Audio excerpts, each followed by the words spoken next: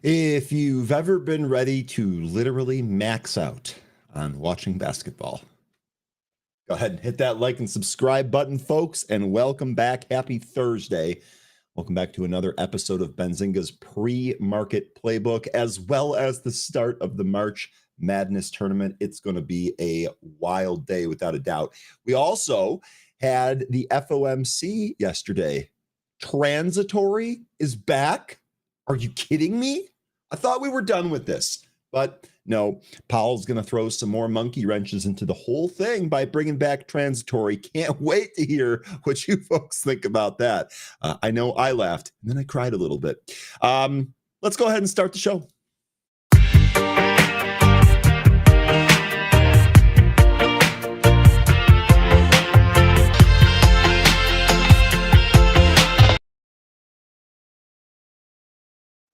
Good morning and welcome back, folks, and happy Thursday, March 20th. I hope you all had a great rest of your Wednesday. I hope you're ready to get at it today because, boy, oh boy, we had the FOMC yesterday. We had what felt like a short squeeze to me. Would love to get your opinion on that.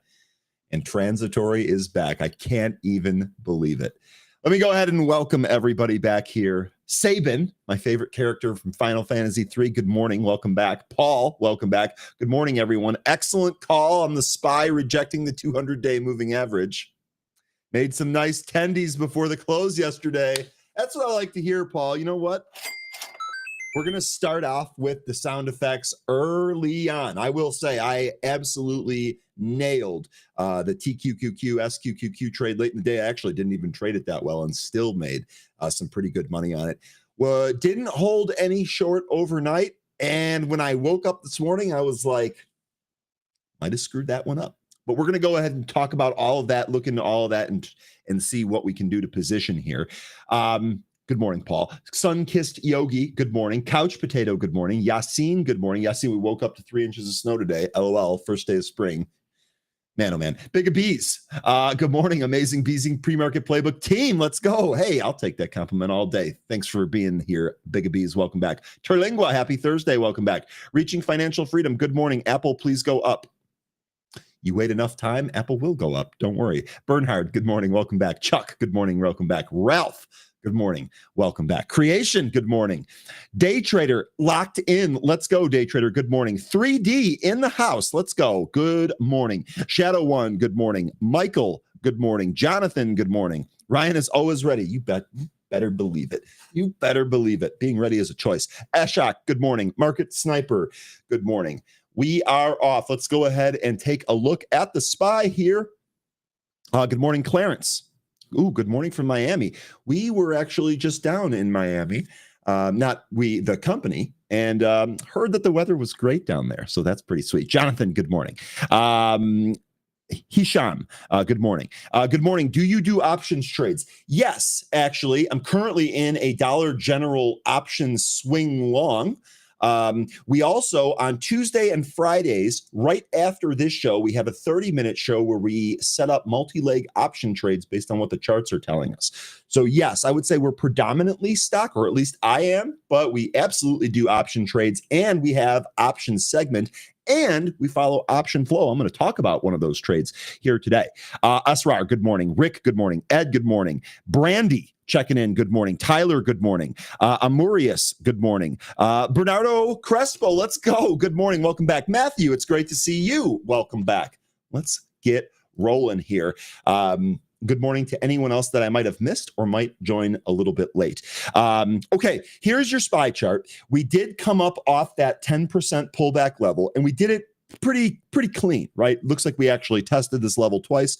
We bounced. We had those 2 days in a row. Gave you Ryan Dietrich stats about how S&P gainers, when they're like that 2 days in a row, it's almost always higher 6 to 12 months later.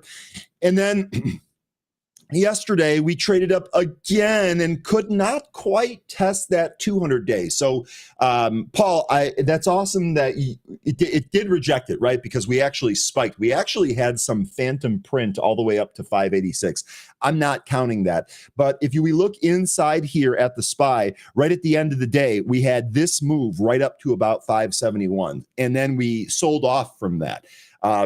So if you were able to actually kind of short that looked pretty good. My thought here in the moment yesterday was, wow, this is what we wanted to see, right? Because I feel like the Fed meeting was more hawkish than the market priced in, if that makes sense. Let me know if you folks agree with me on that, or if you take the other side of that, which is completely fine as well.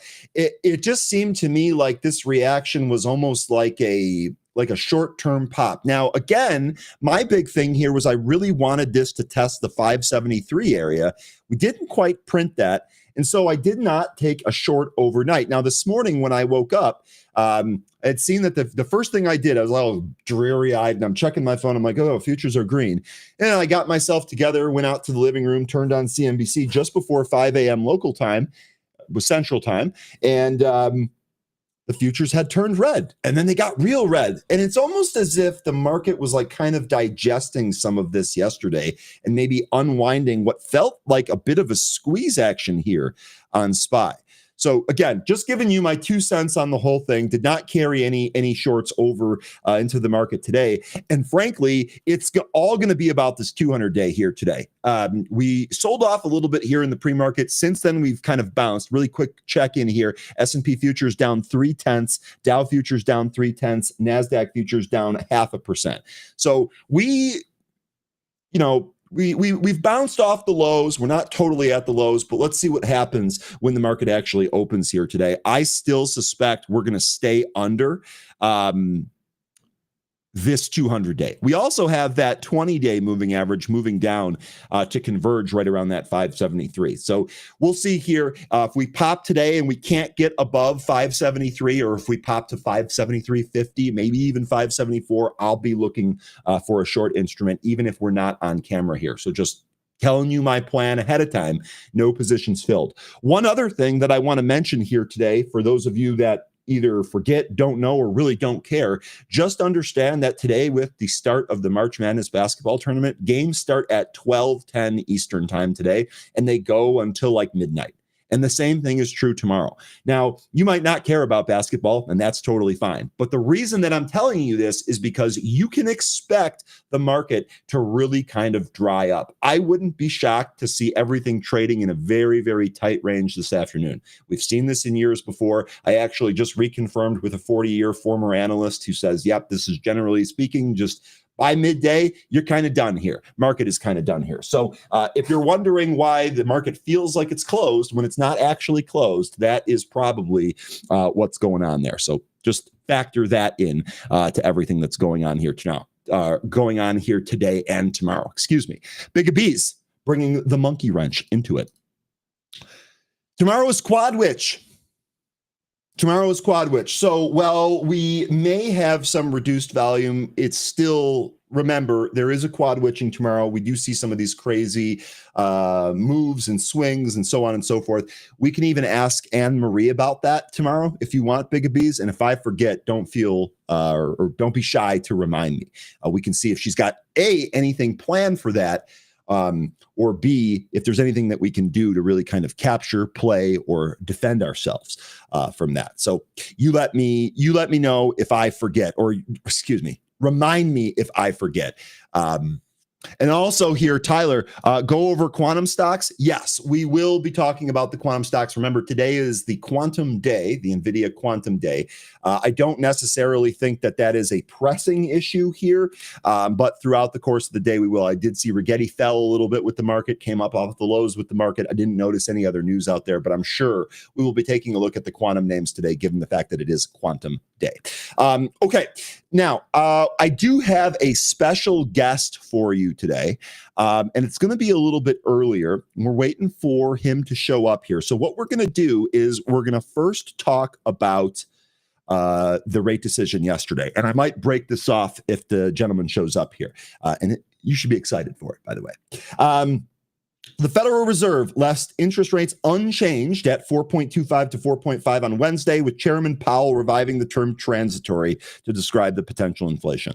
Definitely want to know, what were your first reactions when you heard transitory? What were your first reactions? Because mine was, oh my, you can't. I thought it was a joke. I was like, you have to be trolling. But but nonetheless, while the Fed still projects 2 rate cuts in 2025 in its latest dot plot, remember we told you yesterday the dot plot was going to be the thing to pay attention to, and it did not disappoint. Projections now reflect lower growth and higher inflation, fueling renewed concerns about stagflation. This is also something that we've talked about for a while here. Economists are increasingly skeptical of the Fed's confidence in inflation easing, with some warning of policy missteps and rising recession risks. The R word being tossed around quite a bit here. Transitory is back, a risky assumption. Allianz chief advisor Mohamed El-Arian criticized Powell's use of transitory to describe tariff-driven inflation, recalling that the Fed's 2022 mistake when it downplayed persistent price pressures. Quote, "It's simply too early to say with any degree of confidence that the inflationary effects will be transitory," end quote. El-Arian said, adding that businesses and households, quote, "still have fresh in their minds the recent history of high unanticipated inflation," end quote. Now, a couple of things there. Some of us during that time were calling BS on the Fed and saying, no, this is going to be bad. Inflation's going to be really high. You really shouldn't do all of this stuff. There were a lot of factors that we're not going to get into and cause fights here, but there were some of us that were on the right side of that the whole time. So we don't really have a lot of sympathy this time around, is really what that boils down to. Given the uncertainties, he expects Fed's officials to show, quote, greater humility. I was actually surprised to read this. I didn't think he was going to take a shot like that. The word transitory is back at the Federal Reserve as Chair Powell characterizes the price effects of tariffs as a one-off. I would have thought that, particularly after a big policy mistake of earlier in the decade and given the current uncertainties, some Fed officials, he goes on to say, would show greater humility there. Wild stuff. The Kobesi letter, which we like here around the show, ridiculed Powell's response to stagflation concerns, recalling a past press conference where he dismissed the risk, saying he wasn't seeing the stag or the flation, yet that stance now appears contradictory, as the Fed's latest projection shows slower GDP growth alongside a rising inflation and unemployment. Quote, "We are now seeing the stag and the flation." So, okay, you guys let me know what you think about all this. What does this mean? What's going to happen here? Is this actually bad? Are you disappointed in Powell? What do you think here? Sorry, I'm just making sure we have all of the links and stuff sent. Okay, some more responses to this. Mixed signals on inflation and growth. Jeffrey Roach, chief economist at LPL Financial, said the Fed's decision was unsurprising as policymakers are, quote, in the midst of a policy fog while awaiting the impacts of upcoming tariffs. So again, one of the things that we've discussed here is that this whole thing seems to kind of be an orchestrated battle. Obviously, Trump cannot tell the Fed what to do, nor can he fire the Fed, even if he wants to. So instead, what he's going to do is he's going to try and pull whatever levers he can to show them the data that is required to get those lower interest rates. He was saying again yesterday that Powell should lower interest rates. Anyway, Steve Wyatt, chief investment strategist at BOK Financial, stressed the uncertainty arising from the Fed's forecasts. The Fed remains as confused as the rest of us as to what the impact of policy changes will be, he said. How about that? HG here says, buy more gold. Really simple. Really simple. And good stuff there. Charlie Ripley, senior investment advisor at Allianz Investment Management, highlighted the Fed's struggle to balance growth and inflation expectations. Growth appeared to be downgraded more than the uptick of inflation expectations. Yet the pace of expected growth rates remain the same, he said, pointing to continued uncertainty around inflation. Yet the Fed's decision to slow the runoff of its balance sheet in April provided some consolation for investors. So we're going through all these quotes here. Recession risks growing some more. Powell's done. What do you folks think? A, do you think that the market actually sells off post this decision? Do you think that there is going to be a recession? How are you playing this? How are you positioning for this? And if you're not using the broader market, either ETFs or are you using individual names? What are you looking to do here? Again, my strategy here is just kind of waiting out some of the uncertainty. Definitely feels like the market is dealing with uncertainty. And while we're waiting that out, we're just going to play whatever we can that makes a lot of sense. And to me, the ETF plays back and forth really have been the go-to there. So I'm going to stay on that here. Okay, real quick.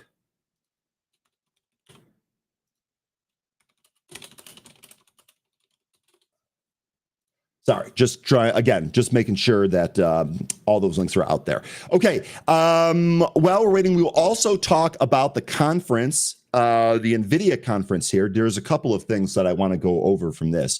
NVIDIA CEO Jensen Huang shuts down rumors of Intel Foundry takeover. So we've been talking a lot about Intel recently. Some of the different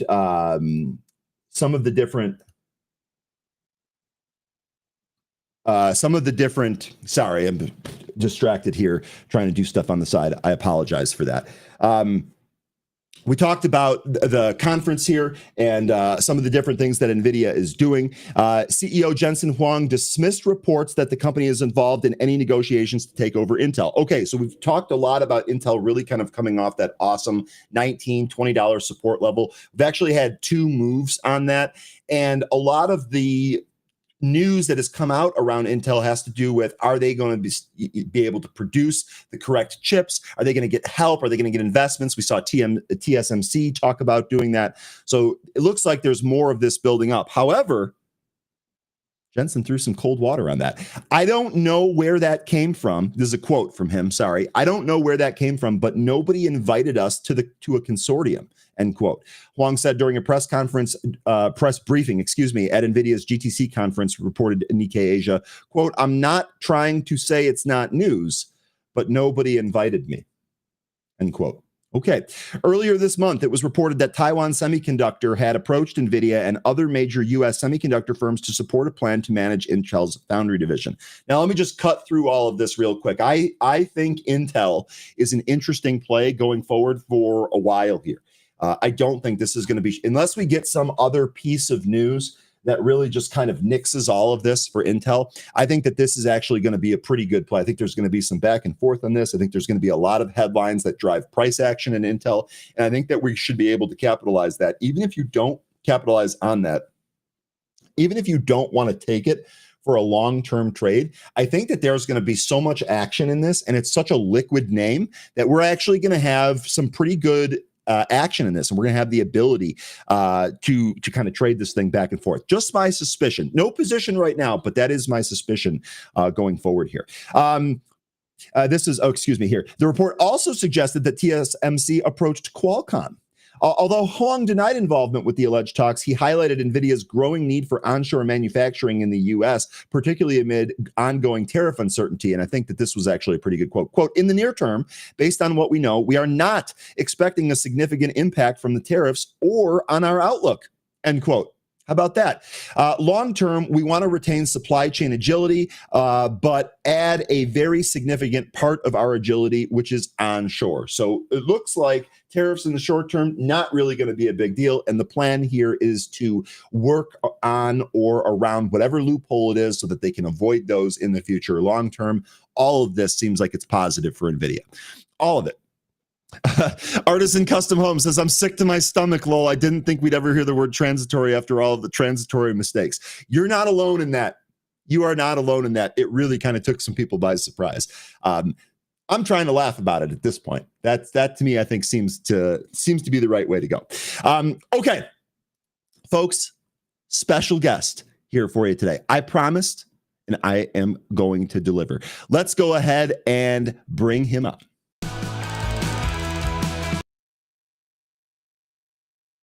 All right, Ed Egilinsky, Managing Director, Head of Sales and Distribution and Alternatives for Direxion Investments. Good morning. How are you doing here today?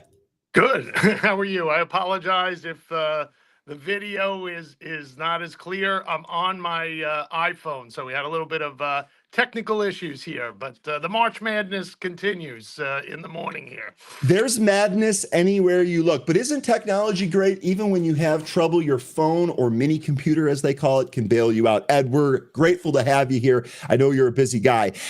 So first of all, tell everyone what it is, who are you, and what it is that you do. Sure. I've been at Direxion 13 years. We're a leading provider of trading tools, leverage and inverse ETFs for active traders. I know a lot of your viewers on the show may utilize some of our products, whether their view is bullish or bearish. We have different leverage points ranging from triple leverage, bull or bear, down to inverse 1x bear. Okay, awesome. We absolutely do use these ETFs all the time. Full disclosure here, some of us occasionally will trade the iShares. So what I would like from you here today is tell us why we should use your products instead. One of my first questions that I want to go over here with you, what kind of flows are you seeing into some of these different funds? Well, let me just quantify what you just said. There's a major difference between iShares or any non-leveraged ETF exposure versus our leverage and inverse ETF exposure. I can't speak for iShares, but those non-leveraged ETFs, they might have volatility to them depending on what benchmark it's tracking.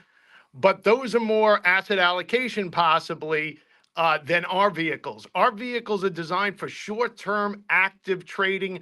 You got to be staring at the screen. You want to express a short-term view. That's what our vehicles should be used for.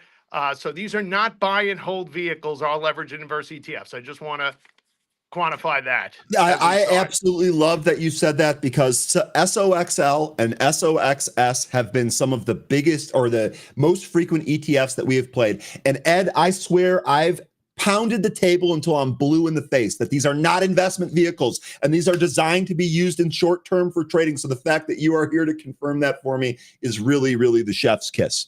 No, not a problem at all. When we are seeing flows right now, it's more of a buy the dip mentality for short-term traders. So you mentioned SOXL, the semiconductors, definitely top of mind. The broader tech sector as well. S&P, right now it's a little bit out of that correction territory. The Nasdaq's still in there. And also Tesla bull. As well. So most of the flows we're seeing recently are to the bull funds, excluding China. China has really separated itself this year. Who knows if it'll last, but it separated itself in a positive way from the U.S. market. So we're seeing some outflows in our bull China funds, but seeing inflows, people thinking maybe China's gotten too extended too far too fast. So we've seen inflows in our triple leverage bear. Some of you might be familiar with FXI, the FTSE China 50. So our Yang is a triple leverage bear on that ETF and index.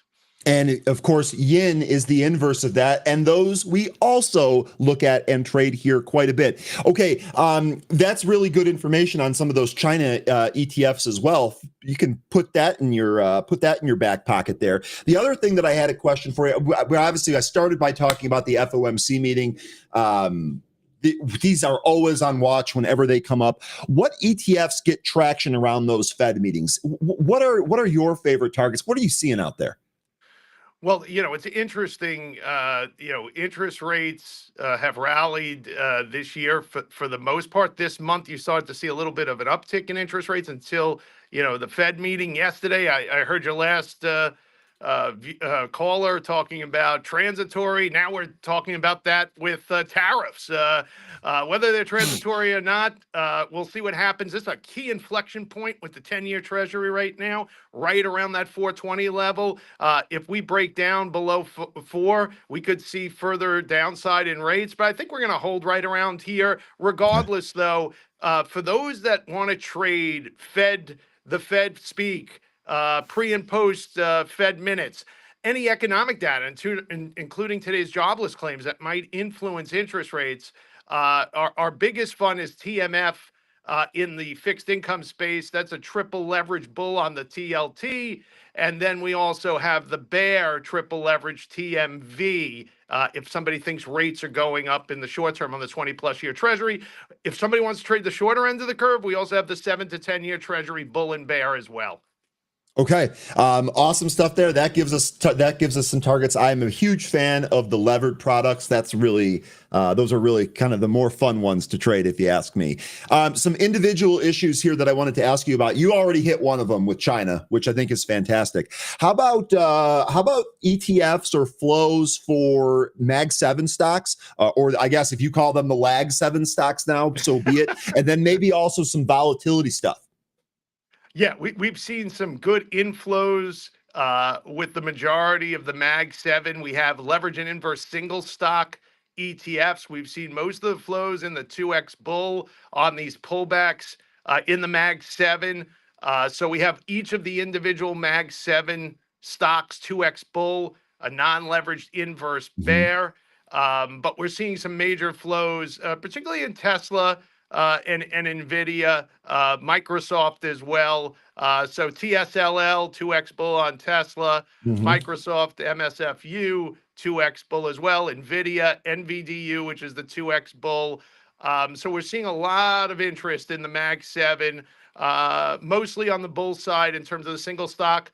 We also have, if somebody wants to trade an equal weight of the Mag 7, we have a 2X bull QQQU. And if somebody feels that the momentum's going to continue downward on the Mag 7, we have an inverse 1X QQQD on that. So you can trade the Mag 7 a la carte, or you can trade them collectively in an equal weight basket. If somebody wants to trade that, it's interesting. All Mag 7 down year to date now. Meta was bucking that trend until the last couple of days, so it's relatively flattish year to date, down a little bit. So all of the Mag 7s down in varying degrees. Of course, Tesla is leading the way to the downside.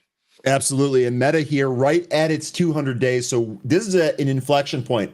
I don't think we're going to stay here for very long. We're either going to make a move positive or negative. Meta might be the one to keep your eye on there. Any volatility ETFs? And by the way, I'm glad you're here to remember all of these tickers because I can't possibly do that. I went ahead and threw a link here on the broadcast. If you want a list of all of Direxion's ETFs, go ahead and click on that right from the chat or just paste that into your browser.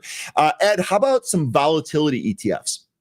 Well, we don't have anything tied to the VIX directly. So we don't have any of those type of products.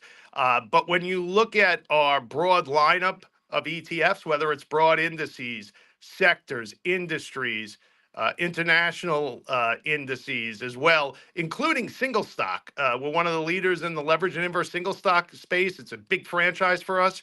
We have 14 pairs that your traders could look at that go outside the Mag 7. We've gotten a lot of traction recently in Palantir, PLTU, which is the 2X bull, PLTD, which is the non-leverage inverse bear.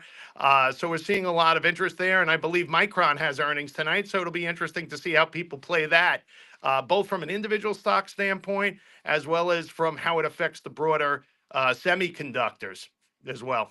Okay, awesome. Now, one of the recent things that's really kind of perked up, I guess more recently, has been crypto. Do you guys have any ETFs that are leveraged for crypto, whether it's individual crypto names like Coinbase or maybe one of the coins themselves? Well, we don't have any of the coins specifically, but we do have a broad basket of stocks that you could trade in the crypto space. The likes of Coinbase and Robinhood, for example, and that is aptly named Lambo if you want to rev it up, LMBO. And if you want to trade the short side, we got REC for you, REKT. So I got to give marketing credit for that. Pretty creative symbols there. So there's a way to trade the basket of crypto-related stocks. We do not have anything in specifically tied to the coins themselves. All right, hat tip to your marketing people for those tickers too. That's pretty awesome. LMBO, Lambo, and RECT for crypto, really good stuff. Okay, and this is absolutely fantastic. With this being, you had commented on it kind of being March Madness. It's been March Madness in the markets, and March Madness kicks off today. I cannot possibly talk to you without asking you what your final four picks are. What do you got for us? Well, I'm going to preface this. Past performance isn't indicative of future results, and this is for entertainment purposes only. But with that said, I'm looking at my final four, Alabama, Texas Tech, Auburn, and Houston. So two Big 12 teams, two SEC teams.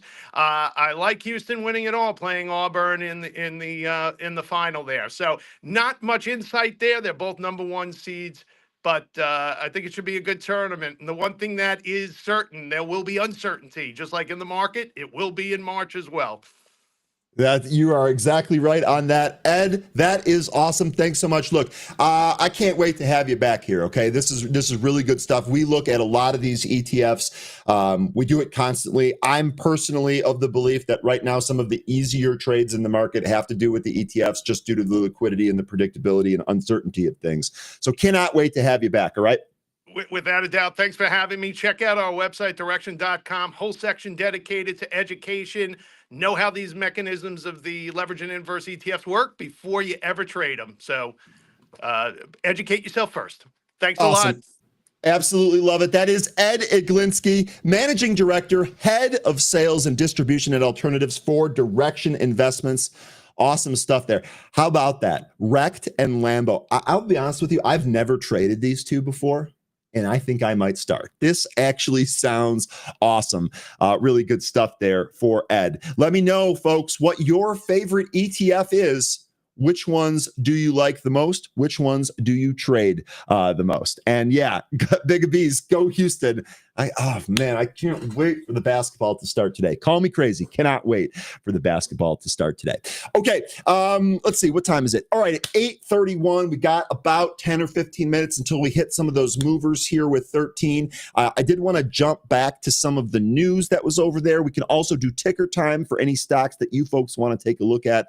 And again, let me know if there are any ETFs out there that you want to trade here. Emily says, I had heard of Rect before, but learned a lot from Ed. Again, we're going to have him back. I am especially interested in what some of the flows are to some of those different ETFs. Really, really interesting, in my opinion, that he said he's seeing a lot of flows into some of the bullish Mag 7 ETFs. Some of these, at least some of the ETFs, they look like they're kind of on support on some of these bull ones. Look at this one. Right? This actually looks like this might be bottoming. It's kind of oversold. Maybe we're going to get a bounce in some of these. Volume pointed control here. We're right around that area. Thought that was pretty interesting. And then also the China name, right? It looked like there was a whole bunch of flow coming out of some of the bullish China ETFs. We've seen a huge run in some of the, those China stocks recently, namely BABA. Here's another one. This has really kind of traded right along the trend line here. He says we're seeing some flows out of those. Makes me wonder if there's a bearish move coming. Really, really good stuff for Ed. Look forward to checking in with him in the future. Okay, let's go ahead and let's take a look at some of the other news here. I did really quickly, I know we were just talking about NVIDIA. Let me cue the chart up here. I did want to finish on some of the NVIDIA stuff that we were just taking a look at. We talked there about the tariffs and how they really don't think they're going to be all that affected by the tariffs here. Sorry, hey, one sec here real quick. And then, yeah, thank you, MD, regarding the jobless claims. Let me, I should have just given you that number instead. I'm a little late here. Apologize for that. Here are your data prints from the 8:30 hour. Philly Fed Manufacturing Index for March, 12.5 versus the 8.8 estimate. The prior read was 18.1. So that measurement a little soft there. U.S. initial jobless claims, 223,000 versus the 224,000. Prior read was 221,000. This pretty much in line right there. Philly Fed employment for March, 19.7 versus the 5.3 prior read, and continuing jobless claims, 1.892 million versus the 1.89 million expected. The prior read was 1.59 million. So there's your data points here. S&P futures looking relatively unchanged here, down just over 0.3%, 0.36%. Dow futures down here, 0.37%, and NASDAQ still leading the way down, although it is bouncing right here, minus 0.47%. So it actually looks like the market is trying to go green. Remember, earlier today, already in the pre-market, we had a green to red move on the futures. Does look like the futures are bouncing now. From here, we'll see if it's got some strength to go back to the green territory. Okay, here's NVIDIA. We're taking a look at the chart. Let me go back to the actual story because there was a couple more comments in here that I wanted to go over real quick. And I did lose my place, so just bear with me for a sec here. We're talking about Intel. Here we go. Meanwhile, NVIDIA has seen a significant drop in its market cap, losing $420 billion since the launch of its DeepSeek initiative in January of 2025. The decline was exacerbated by a lackluster response to announcements made at the recent GTC AI conference, despite unveiling new AI and robotic tools, including the DGX SuperPod powered by the Blackwell Ultra GPUs. How many of you think that this type of euphoric NVIDIA move here is done? Do we have more downside? What do you think? Oh, I'm not on the right screen, but we'll stay here on the screen real quick. Do you think we're actually going to trade down to that 50-day moving average at about $84? Do you think we test $100, maybe even break beneath $100? You let me know what you think here on NVIDIA. Despite these setbacks, NVIDIA continues to lead in AI technology. Absolutely is the leader in AI. None of that has changed despite the stock price's performance, with a roadmap extending to 2028. According to JP Morgan analyst Harlan Sur, NVIDIA remains 1 to 2 steps ahead in AI acceleration. NVIDIA stock rose 1.81% on Wednesday, closing at 117.52. We'll see what it does here today. Okay, before we get to some more charts here real quick, we're almost there. Real quickly, Tyler, you are asking for, I think, did you have a couple more on there that you wanted to go through? Let me see. Let me just write them down on my list. Man, you gave a whole bunch here. Let's see. Oh, God. TUR, PWR, and Starbucks. Let me add those to my note sheet so I don't struggle to find those in the future when we get there. And SBox, I think you also mentioned Mara earlier, Tyler. Correct me if I'm wrong on that, but I'll add that one to the list as well. Okay, really quickly here regarding Tesla.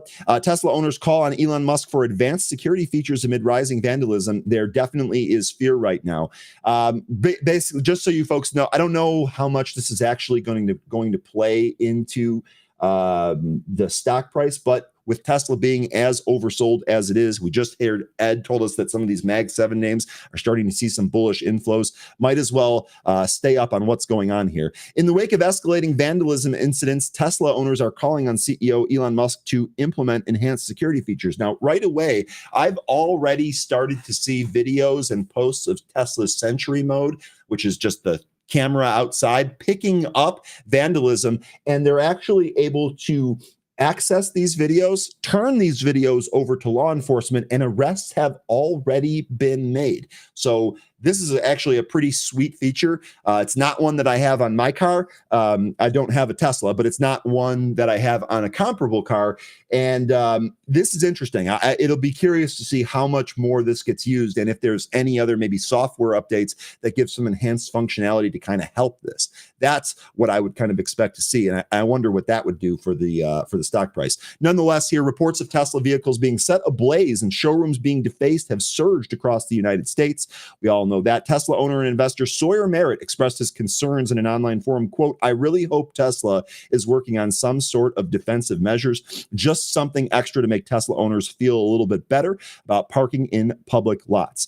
So we'll see where this goes here. But again, as of yesterday, I've seen Sentry videos posted online identifying people, and I've seen law enforcement going after some of these people. So we'll see if that slows anything down here. And we'll see. I'm on the wrong news story again. Damn it. Sorry about that. Okay, last news story, then we'll go back to the charts, and I'll stop making that mistake for the entire day here. Last one wouldn't be a really good morning without a story here on Cathie Wood, right?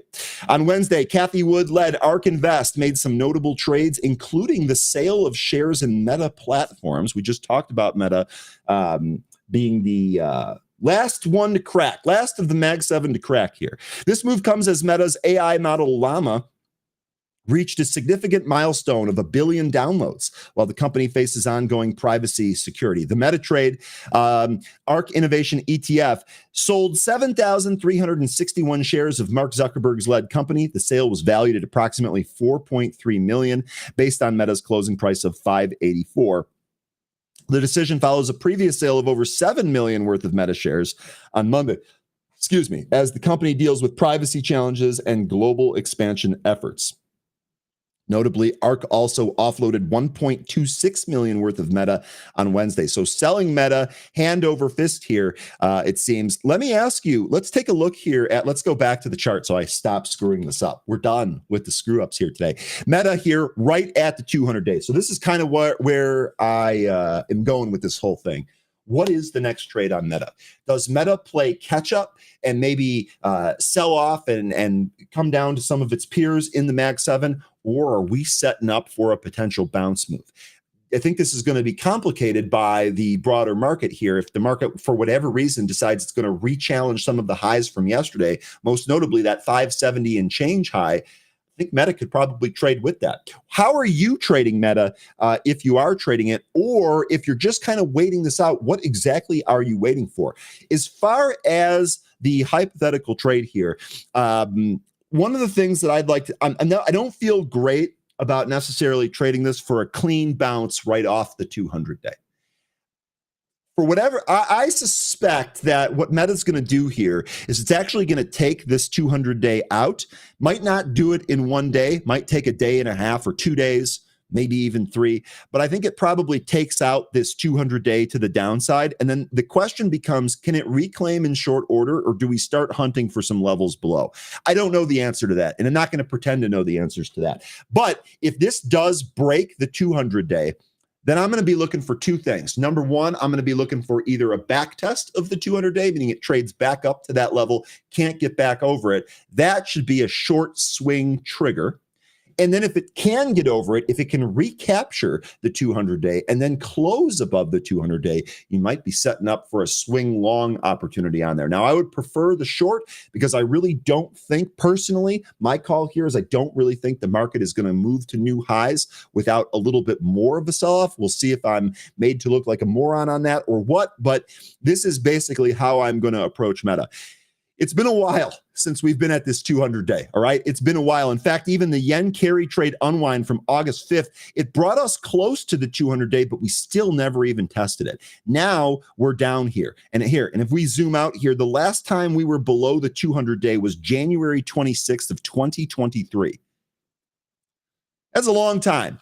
That's a long time. Bigga B says it's time to reload, baby. So you're looking, I think, you correct me if I'm wrong here. It looks like you're looking to trade Meta to the upside if it can bounce off of this 200-day. You let me know if you would prefer a bounce or a peak below and recapture to continue to use Anne-Marie Band's lingo. I absolutely love that. Peak above and a peak below. That's one of my favorite things that we've started adopting here in 2025.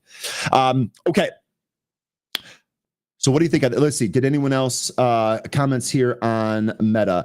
Kathy Wood is like Kramer. I'm buying Meta. Okay, so Kathy sells Meta. Reaching Financial Freedom is buying Meta. We'll see how that one works out. Here's the one thing that I will say: if when it comes to Kramer or Kathy Wood or any of these really famous talking heads that make stock predictions, whether you follow them or fade them, if they provide you consistent signals and you can make consistent gains off of what you're trading, it doesn't really matter what they say, does it?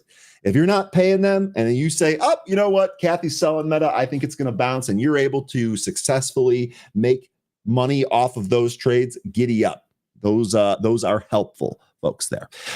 Okay. Let's see. Did I miss anything here? Okay, I don't think so. All right, what time is it? It is 8:43. Can I get is 13 ready in the back there? Oh, he's 13. Just like me. 13 is always ready. 13, happy Thursday. How are you doing here today, my man? I'm having a good morning. How's everybody's morning going? I heard you talking about Kathy Woods and selling Meta. Yes, sir. Yes, sir. I would take her opinion over Kramer's any day. Any day. Boom. Make a call. I love it, 13. Coming in hot this morning. I'll give it to you that she doesn't have always the greatest calls, but I'd say she's much better to follow than Kramer. Archer Aviation is one example. I think you know that too. I actually still love Archer. I'm not in Archer, and I'm actually waiting for some more entry on this. ACHR, sorry about that. I'm waiting for entry on this. I'd love for this to come down to the 200-day, frankly, maybe even the 500-day. You think we'll get a 5 print on this or no? I'm not even looking at it. We might, but let me take a look at it. Ivan, I totally agree with that. Her entries are questionable, but I do like her picks. All right. So you're asking if Archer comes down to 5. I've got 520 marked off. I've had it marked off forever. That's been a super important support and resistance area. It was support on the way down in 2021. and it became resistance after it fell through in January of 22. And it was resistance for a while until 23 when we broke out of it and started trading around it to the above and below it until we finally broke out in 24 in November. So if we do end up coming back down there, I'll be looking at it as support, and it'll be after the 200-day SMA. Maybe the 500 comes down and coexists with it at the same time. Okay. Good stuff there on Archer. Okay. Sorry about that. Handled my work business here on the side. I haven't done any of the movers yet. We've got 45 minutes. We've got enough time to look at whatever we want to look at here today. Do you want to just start with the movers, maybe get those out of the way, and then we can roll into ticker time here? Because the movers list is also not really that great again. Surprise, surprise. Until we get into more of a bullish market again, probably not going to see a lot out of the movers. But it doesn't mean we can't try and trade them and take a look at them. So that's what we'll do. So I start with that one, SAG. Okay, I'll just give you some cursory stuff here on SAG, and I'll have you break this down. SAG actually had a pop here to 160. Now, as far as the news goes, I didn't see anything fresh here. I'm assuming you didn't either. So I'll just keep rolling here. Quick look around the horn at some of the stats. The short interest here, 13.62% of float shorted with 1 day to cover. So has some action in there, but that can all be covered up in a day. I'm not sure that if we see any huge squeeze action here. 1.44 million shares in the float, right in our butter zone. 13, what do you got? Ticker SAG. Yeah, so moving on, no news. Did see that the RSI was pretty low. So I think that may be one of the reasons why we're seeing this move today. Also had 13.6% of the float shorted, but only 1 day to cover. Wasn't really able to get a read on their income. It seems that this is a company that's involved in automotive parts, but they operate out of Singapore. So I think that's your big flag right there, is that they operate out of Singapore. They have auto zones that they sell out of in Singapore and Malaysia. So this is an Asian company, and I think the Singapore angle kind of makes me a little bit cautious about this one. Okay, fair enough. We've actually been burned on some Singapore stocks before, so I'm with you on that. Okay, a couple of things here just to clean up from the chat. She has made some bad calls. Yes, indeed she has. Everyone has. Even Paul Tudor Jones, who's an absolute effing legend in this, has made some bad calls. That's just how it goes.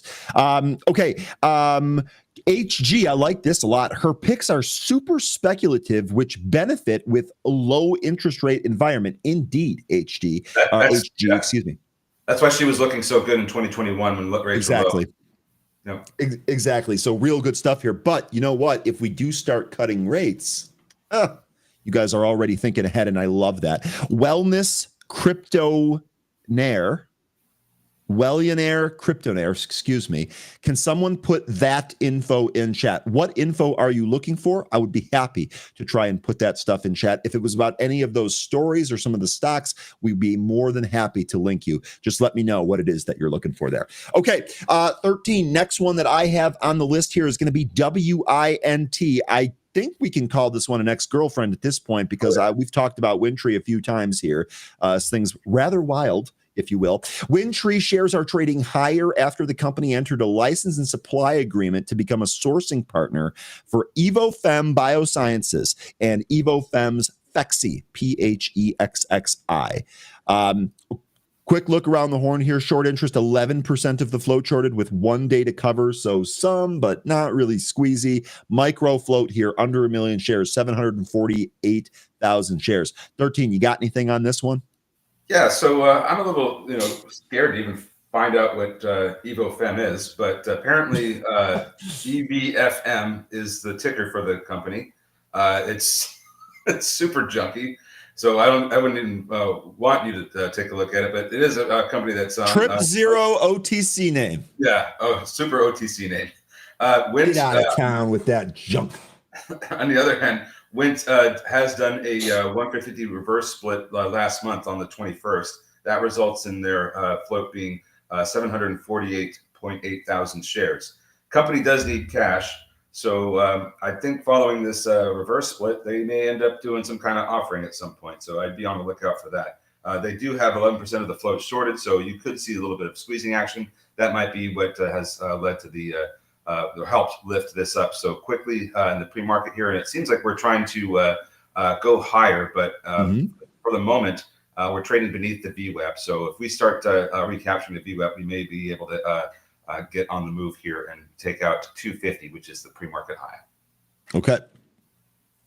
Awesome. So here, Benzinga, producer here, helping us out. EvoFem's mission is to empower women by providing products that give women the control and flexibility they desire. So that is an awesome mission statement. That is an awesome goal for a company. It's just the stock price rather skeptical of it. Again, 0.008600. I think I said trip zero earlier. I'm sorry about that. Stock price not intriguing. That mission statement, though, that's a good one. As far as the mission's not going well, though. Oh, there you go. I guess I should have just turned it over to you for the dad joke right away. That was perfect.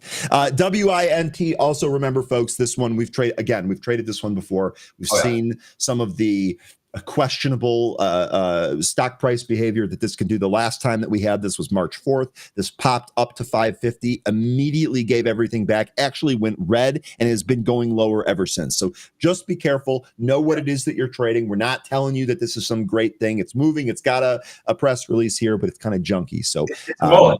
That's what it is. Again? It's a mullen. Yeah, go to the calendar tool and look at the splits and the offerings. It's a mullen. There you go. I don't know if you can come up with any worse insult on this show than comparing stock, calling it a mullen. I mean, that's really awful. Here you go. You're absolutely right on those splits. By the way, the most recent one here was February 21st of this year. I think you mentioned that earlier. But okay, good stuff there. Ticker WINT. It's moving. It's got a catalyst, but gosh, be careful. Be careful. Okay, ADTX. Now, this is one from yesterday here. I checked on this earlier, didn't see anything. Yep, didn't see any news here. Looks like we had the halt news from yesterday. However, looking at the chart, pretty much gives us a game plan here, right? We've popped here in the pre-market. One thing that's looking at here, look at this volume, is how it's declined with each consecutive day here. I know we're in the pre-market. What? Back out a bit so you can see yesterday's price action too. This is it. This is yesterday's. Here's today. Yesterday. Okay, sorry. Gotcha. All good. We are having the several days in a row here. We are having declining volume. Now, I do want to see what happens in the regular session. That it hasn't opened yet, so we're going to get more volume when the regular session opens. Let's see what happens.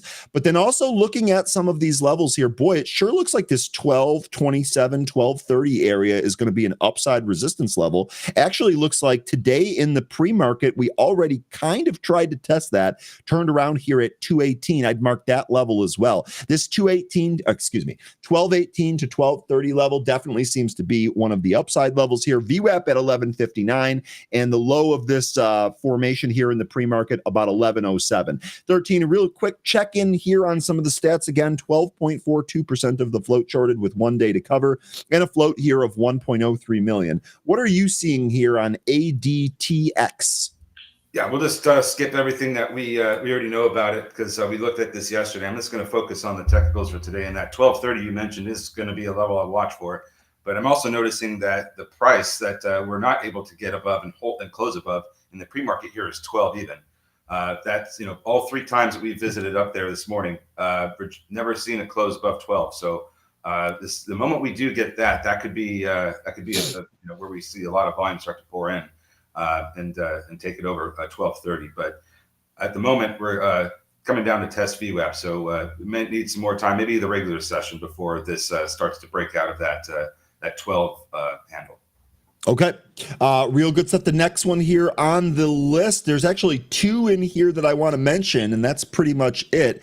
I also really quickly, I want to draw your attention to the fact that we've got a bunch of the Direxion ETFs on the movers list here today. Okay. How about that? Yang, SOXS is going to be on here. TZA is on here. SPXS, TSLS, whole bunch of those Direxion ETFs. So again, just so glad that we had Ed here this morning. But also BDTX. This is the bad one from yesterday, right? Did I get it right? No, this is the good one. No, this is the good one. I knew I was going to screw that one up. BDRX is the bad one.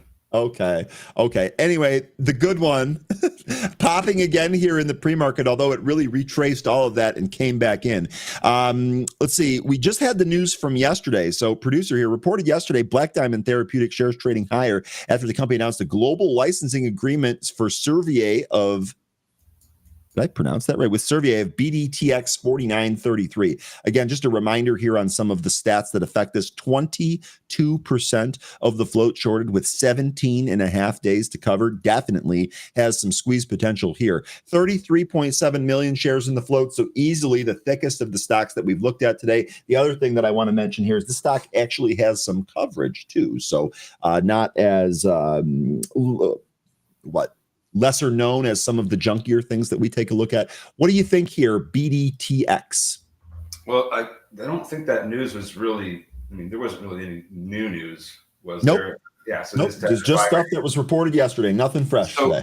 So all that, I think this movement we're seeing is based off of is relative volume. Yesterday was the largest, I think it was the largest volume day they've ever had in the company's history. No, maybe that there was one in 2023 that was a little bit bigger volume day, but anyway, the point I'm making is that with this large volume day we had yesterday, the relative volume from yesterday, is carrying over into today, and that's why we're still getting some price action. But I don't think we're going to see.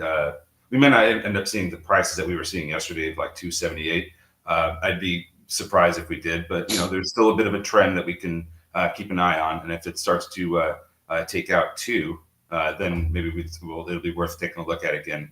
For some levels at the upside, but yeah, I think if it is, so you're spot on with the 2 level. That's pretty much to me the only upside level at the moment to pay attention to. If it can get above that, we'll see what happens. VWAP's at 192, just as I mentioned there.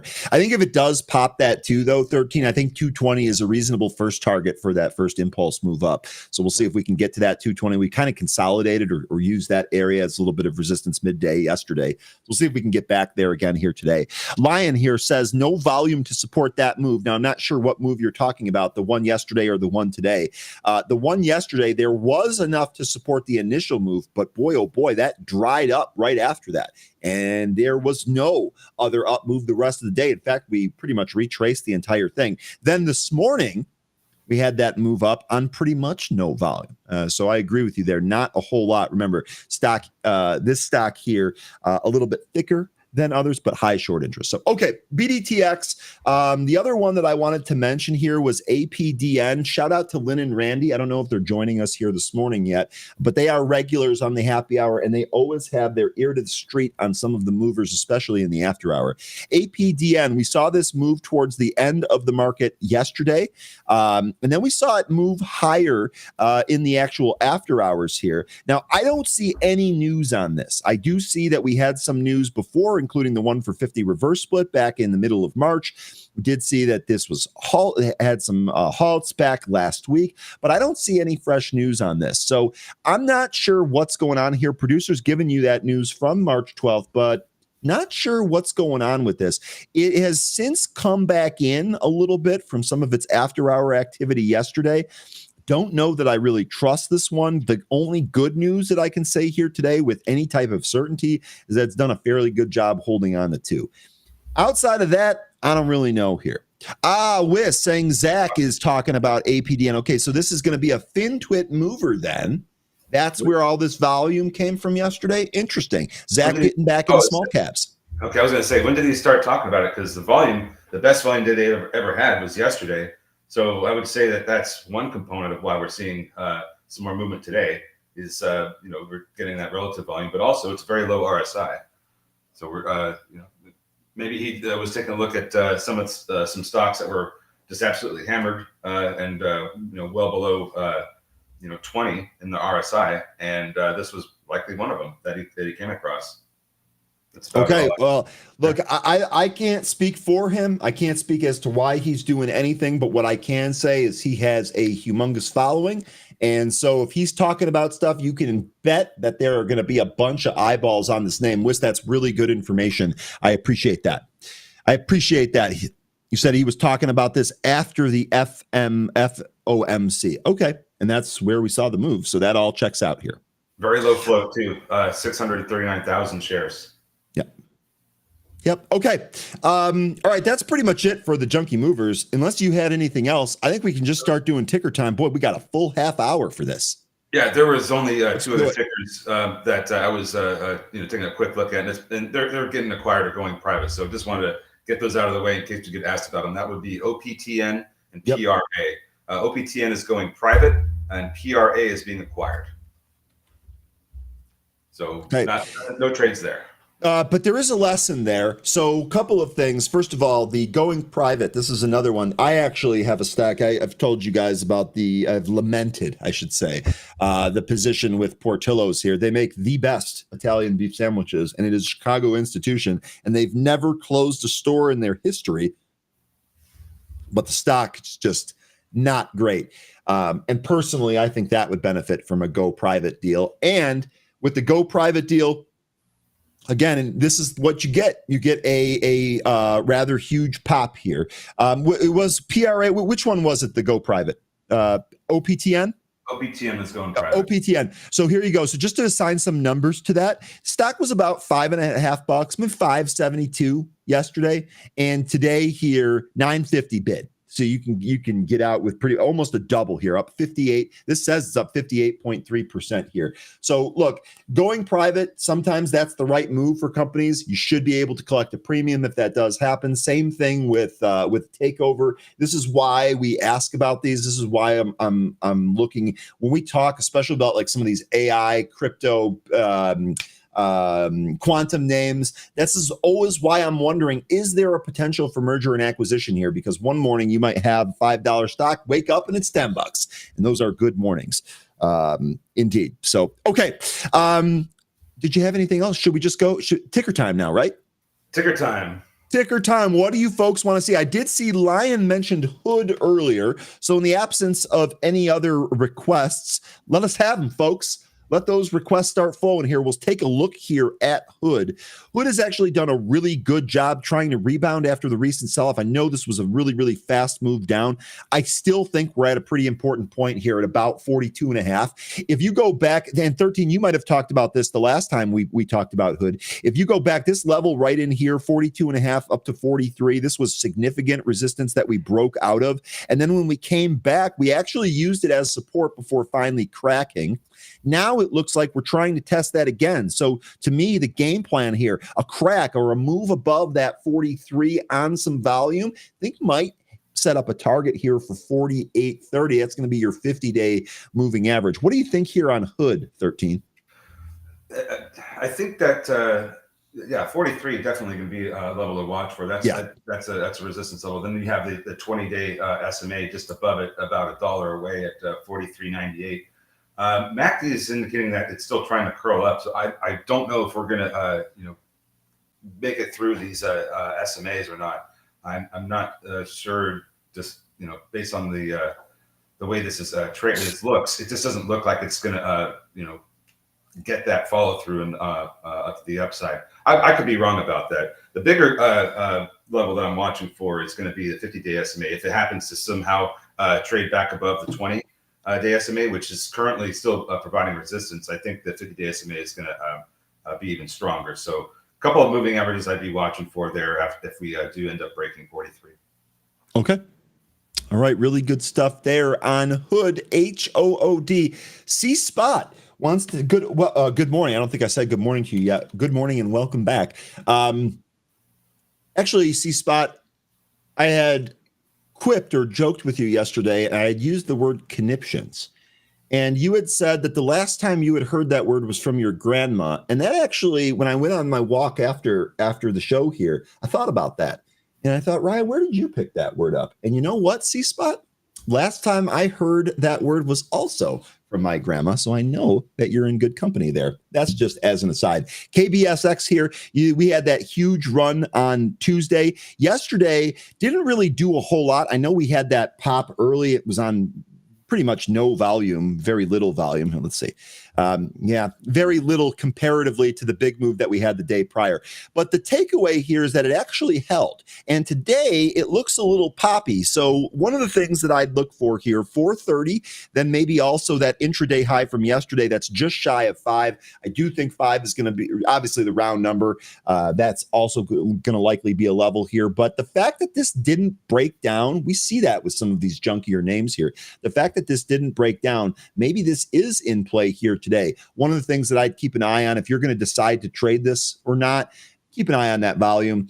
I don't think you want to mess around. If this thing is just really kind of low volume, I really don't think you're going to mess around with that. And I further say that because if this thing doesn't really get any type of movement by the afternoon, I think you can probably, in light of some type of piece of news specific to this stock, I think you can probably write it off at that point. Again, just as a reminder, with the basketball tournament starting, I am expecting the afternoon to be kind of light on some of that volume. Wint has made it over its VWAP and is going into new highs in the pre-market. Just wanted to flag that. Regarding KBSX, if you back out and look at a large enough time frame, we could be coming back up to the Tuesday highs that we put in. That was looks like that was 552. Yeah, I actually have a 6 print here, but that might be in the after hours. You might be right. Oh, yeah, I think that is. I'm sorry, you're right. 598 was the high, and it was right at the end of the day.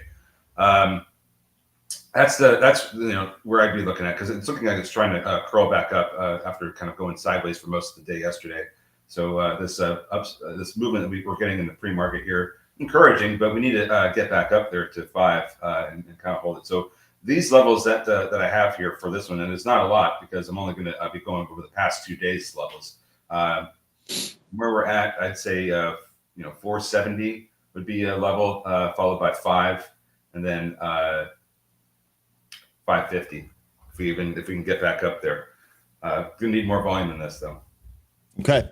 Indeed, KBSX, like I said, volume is really going to tell the story here. Okay, let me see. Did I miss anything? I don't think so. Let me keep rolling down. Big B's, I know you were giving a stat there from yesterday's news. U.S. renter population grew almost 1% in Q4. That was related to Zillow. Did you want to take a look at Zillow? We can do that here. Let me keep cleaning up some of the stuff here from the chat. Let me go back to the daily chart here on Zillow. We'll break that down here. Just make sure. Lori asking me next, ticker NEXT, hold or sell. Lori, I'd be happy to take a look at next, but we are not financial advisors. We do not have a Series 7 license. We cannot recommend what to do with your positions. What we're talking about here is for educational or entertainment purposes only. But with that said, let me go ahead and add next to the list here. And then I do have a list from Tyler earlier that I already forgot about. Tyler, shame on me, but I'll start running through some of those here. We'll start with Z. I just gave you the news there that Big B's gave us. Renter population grew almost 1%. Part of me wonders if part of that cohort is kind of feeling like rate cuts are around the corner here, and it might be the better move to rent for 1 more year or maybe 6 more months or something of that nature. Wait for some of those interest rates to come down, maybe able to get a lower mortgage rate and then increase your buying power. That's kind of how I would think about that. That's just speculation, though, here. Zillow, you can see, really kind of moved off this $90 high. Really, Zillow was being talked about by our real estate expert in our happy hour show for some time here, and she was dead right on it. Dead right on the performance of this stock multiple times. This thing has really come down from its 90 high. I got to say, I really want to see this. I know we kind of found some support at this previous high from September of last year, but frankly, just with so many of these names, given the environment that we're in, I really want to see this take out the 200-day. Not just stop at the 200-day, but peak below and then maybe recapture it on Zillow. 13, what do you see in this chart? I'm sure you've got some trend that I missed here. No, it's not a trend. This is a family show, but 69 is looking like a pretty strong area. So if you draw a line at 69, you can see that we are trying to really hold that handle there. But it seems like it may end up losing it. We're continuing to hammer it multiple times, putting in a double top in the process. this looks like a pretty bearish chart to me. I think this end up losing 69. Don't know how far down it goes, but if I had to guess, I'd probably say maybe 61 stands out, 60, 61, something around there. But that 69 level that does share some price action from the September high that you made. You're talking about. So I think 69 is the level to watch. For we lose that, then we can look at the 200-day SMA, which I also think could be lost in the process. That's going to be at 65, just under 65. Okay. Real good stuff there on Zillow. Real quick, let me just keep cleaning this up here. Emily says grandmas are the best. Fact check, true. Rest in peace, Isabel. She was the absolute best. C-Spot, our grandparents are probably from the same neck of the woods. Wouldn't be surprised if that was the case, honestly. Okay, the origins of conniptions remains an unknown. Well, how about that? It's a fun word to say. What can I say? Tom saying Quantum Day could be a real nothing burger. You know what, Tom, I'm glad that you said that because I've kind of been feeling that this is the case. I know we've talked about it a lot. The quantum names have had some of these huge moves, just huge momentum moves. Shout out to Adam Mesh, who's just done an amazing job murdering these trades, just super good, and talked about it here with us. I kind of think that you're right, Tom. I think that this is a sell the news event. I would keep an eye on these just in case, but I kind of think that this is it's not going to do a whole lot. I think it's going to kind of be a flop in terms of the price performance. 13, am I crazy? No, because one of the things that I always thought was weird about this whole quantum day, it was the reactive nature of the announcement of it. We had all these quantum stocks running at the end of the year. Things were looking great. We had Google's Willow chip come out. And as soon as that happened and all these quantum stocks started running, NVIDIA was one of the earliest ones to throw cold water on the whole situation and be like, oh, no. These things are 20, 30 years out. We're not going to see quantum for a while. By the way, we have a quantum day coming up on March 20th. And that's when they announced it. And I was like, today. What? Yeah. So it's today. Right. But when they first announced it, last year, I thought that it was a very reactive announcement. I didn't think that was something that they had planned, but something more along the lines of, oh, this may take a hit to our relevance. So let's put this out there and let everybody know that we actually are also very much participating in the quantum space, and we have a chip in production or in the pipeline. That's what I think we're going to probably see some of, and it ended up not being very much. It doesn't really drive any of the quantum stocks. It could very much be that, but and it's primarily because of how quickly they came out with the announcement. But I think that if there is something in there, then it could reinvigorate these quantum stocks. So I'm just going to go in with an open mind and see what they tell us. I think that's just spot on from top to bottom there. The other thing here, Tom is mentioning here, Adam Mesh from T3 said that the quantum names, when the market goes down, will sell off hard. And I completely agree with that. In fact, we've already kind of seen some of that action in some of these moves down already. So, all right. I'm with you on the quantum names. We'll see. You can see here Rigetti really just kind of using that 50-day moving average as some pretty significant resistance, really unable to get above that. And Jay, thank you for the reminder. I should have said this earlier when we were talking about Zillow. Lennar, ticker LEN. This actually reports earnings tonight. In fact, the earnings tonight, I'm curious to see how the reaction is going to be. We're going to have happy hour, so I'm sure we're going to look at some other earnings tonight. We talked about Micron earlier.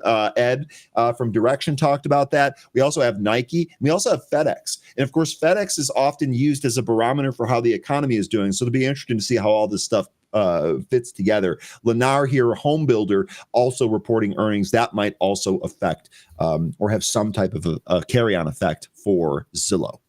So, okay, really good reminder there, Jay. I meant to mention that earlier, and it slipped my mind. Good morning, boss. Thanks for joining us. Okay, let me make sure I'm cleaning up all these comments here. You guys are absolutely awesome. Doesn't matter how early in the morning it is. You folks come here ready to go, and I appreciate that. Izzy mentioning it's a triple witching tomorrow. I actually thought it was a quad witch tomorrow. Nonetheless, the effect there is the same. Okay, and then I had a couple of stocks here that we wanted to look through. Now I don't know some of these. First one here is going to be TER, ticker TER. TER. Yeah, go ahead. Real quick, for LEN, one piece of data that we have coming out before that is going to be existing home sales. So that I think comes out at 10. Yeah.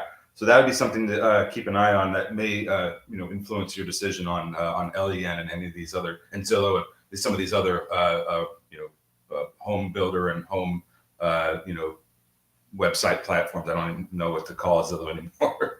But just keep an eye out for those existing home sales coming out at 10 a.m. Yep. And real quickly here, just to look at the Lennar chart, we're actually at a nearest term support area. We've actually tested, we've peaked below a few times here. I think if we end up losing this support area here, probably fills this gap down to 113.5. And then I see some other support down here at $94. So if this falls from where it's at, it'll be interesting to see where this thing finds some support here.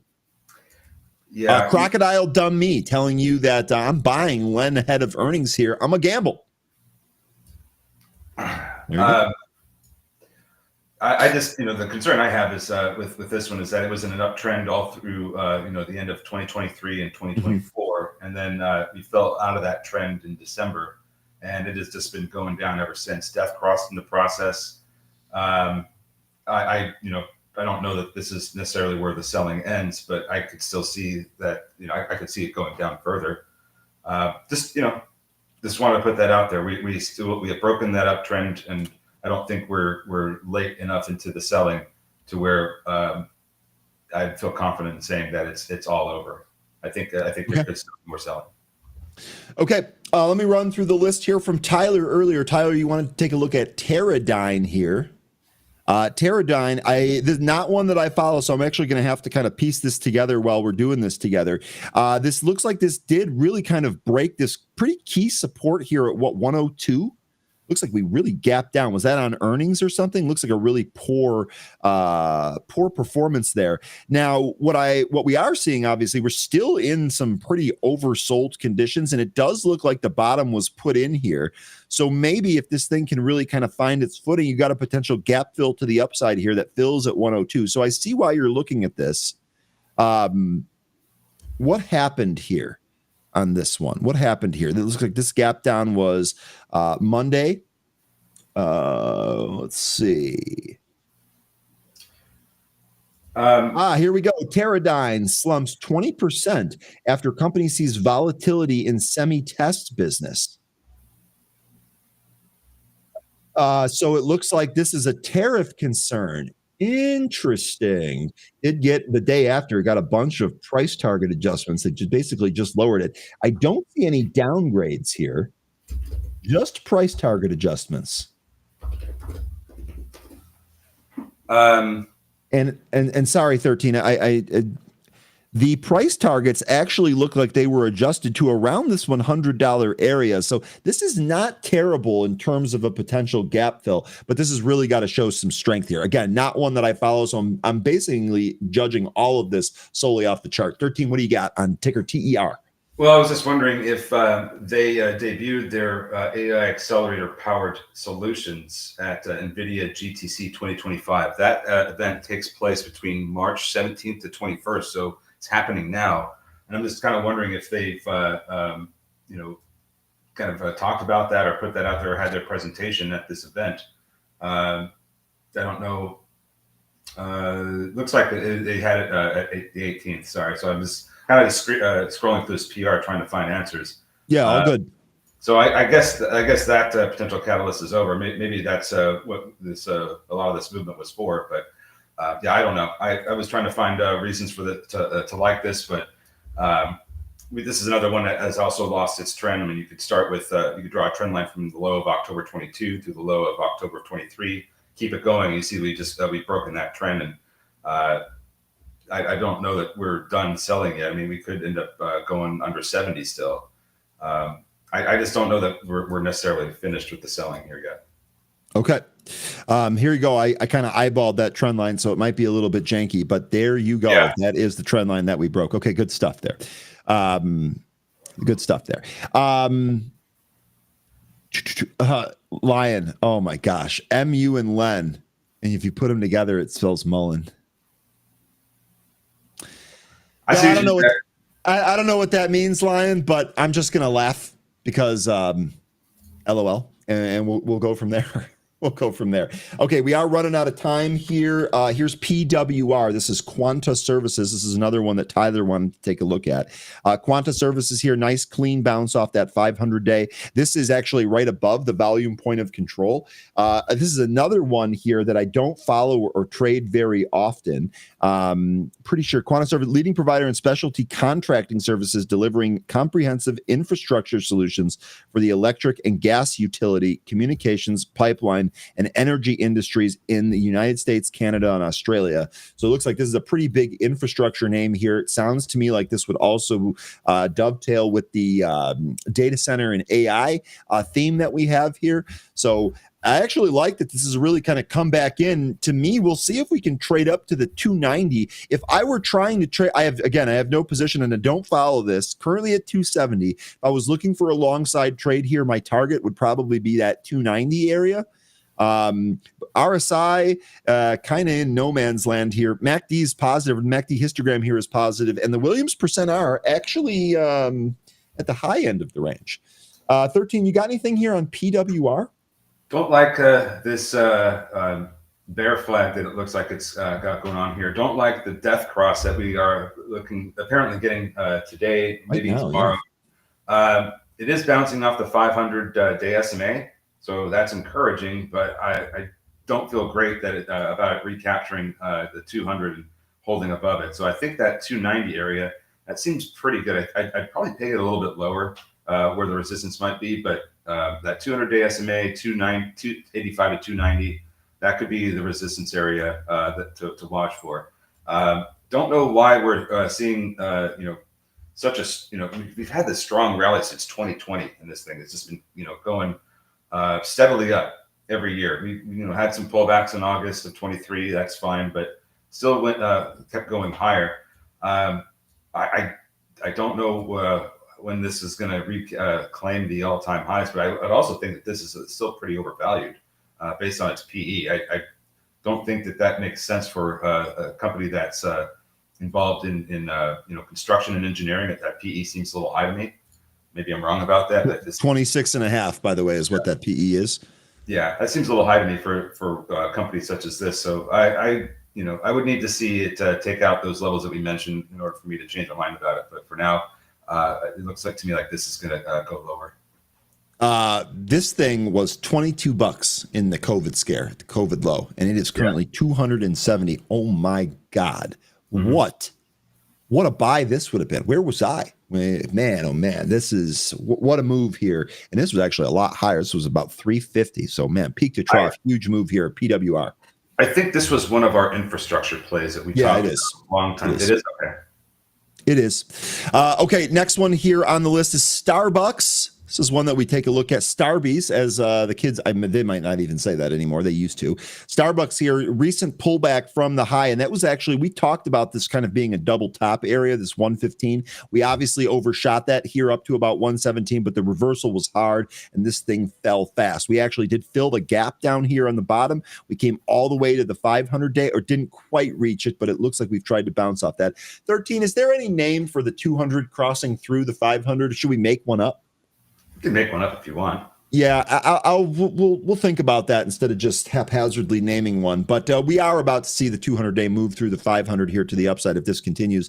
The big note here for me on Starbucks, I guess let's zoom out and see. We're pretty much right around this volume point of control area going all the way back to 2022, anywhere between 93 and $98, and we're hovering right there. So I'm not the easy trade for me in Starbucks was over. Being a coffee snob and not really liking their coffee, I generally stay away from this. To my eye here, it's at an interesting spot for a potential bounce, but I just can't wrap my head around why a tightening consumer willingly pays $5 to $8 for a cup of coffee. That's my big hang up here on Starbucks, and it's a personal issue. It's just I don't understand. You got anything here on Starbucks, 13? I mean, it did sell off pretty well, earlier this month. So it's got a low RSI, but it could still go lower. Uh, you know, I don't have a whole lot of conviction on this one anymore, like I used to. So to your point about the tightening consumer, and it does look like you could could get a move up to maybe 100, a little bit over 100, but and I just don't know how high it's going to go. I don't think it would go much higher than 105 if it does try to come back up. I still think there's a lot of I still think it's kind of overvalued around here. The PE ratio doesn't really make a whole lot of sense up here for Starbucks going into the environment that we're going into. So I would say that maybe if it can't get above 100 or 105, that's probably going to be your indicator that this is about to head lower. Okay, good breakdown there on Starbucks. C Spot here talking about mullein plant. I actually have this tea, by the way, and it's awesome. It does actually like clear your lungs out. Traditionally used to support lung health and respiratory function with potential benefits including loosening mucus, soothing irritated airways. This tea works. I have some. I've been on double matcha for the last month here, but I do have some of this, and it is legit. That's a good mention there, mullein tea. I know that was kind of a odd aside there, but that caught my eye in the chat. Next stock that we want to take a look at here, this was from Lori, I think. Lori, I hope I'm remembering correctly. This is Next, ticker Next Decade. Now, I'm not, this is not a stock that I follow here, but certainly looking at this chart here, boy, oh boy, we are right at a resistance area.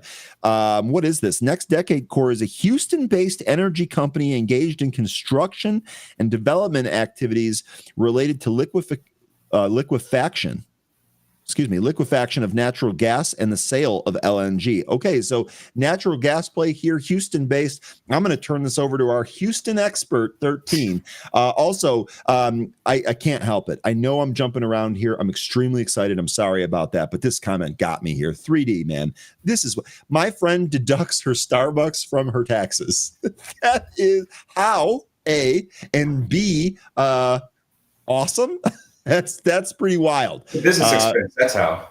Business, I guess. I mean, I wonder how much she's deducting. That's wild. Appreciate you sharing that. Okay, Houston Expert 13. What do you got here? Ticker NEXT, Houston-based natural gas energy company.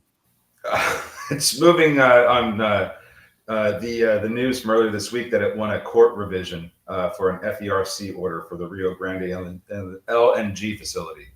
I don't know anything about this company really, so I don't know about why the Houston resident expert is going to be able to give you some levels or anything on this, but it looks like $10 could be a level. I mean, I don't even know if this was a SPAC or not. It seems like $10 was kind of where the price hovered around back in 2017 before it seemed to get a lot more price action. So $10 is about all I got. I don't know enough about this company to really give an opinion on it.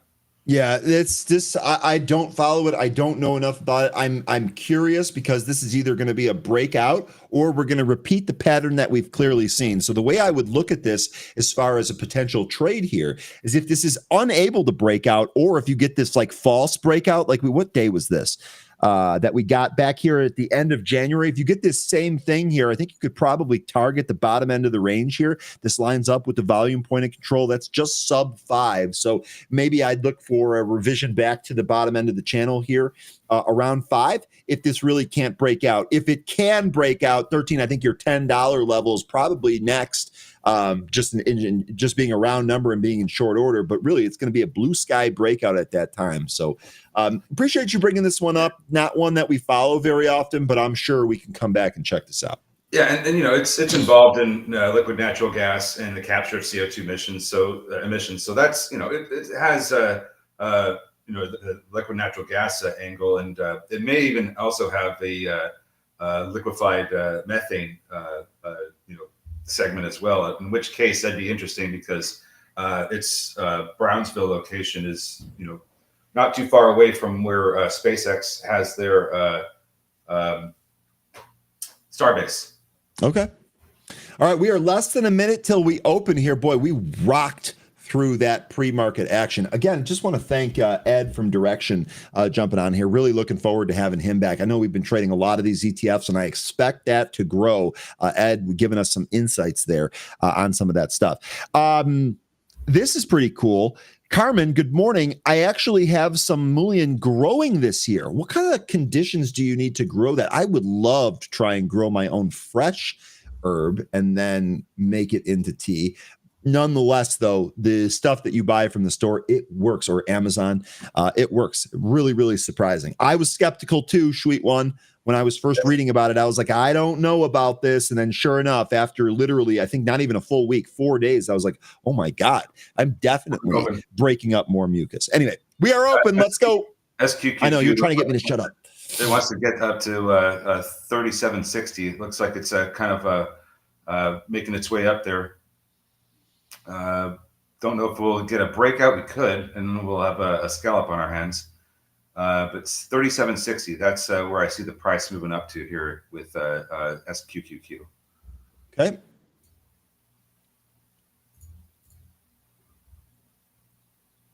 Here is your SQQQ chart. Let me go back to the TQQQ chart here. This is the one we'll be watching for an extension away from the VWAP. The one lesson that was learned the other day, definitely tried to hit it too early. Definitely tried to hit it too early. Now, I'm not sure how much late action we're going to get today, again, because of the basketball tournament, but I'm not going to try to jump into this a little too early there. Went selling off, coming down to VWAP, SAG, SAG. That is getting a pop out of the gate here, but it seems a bit muted. Not able to get really that much further into the 120 area. I saw some resistance. I thought a moment ago at 130, but that seems to have been taken off. Still having a hard time breaking this. Some of these upside levels here in SAG. Yeah, it's trying to get above its VWAP as we speak, but to your point, it's struggling to do so. Meanwhile, the SQQQ is still trying to get up to that 3760 area.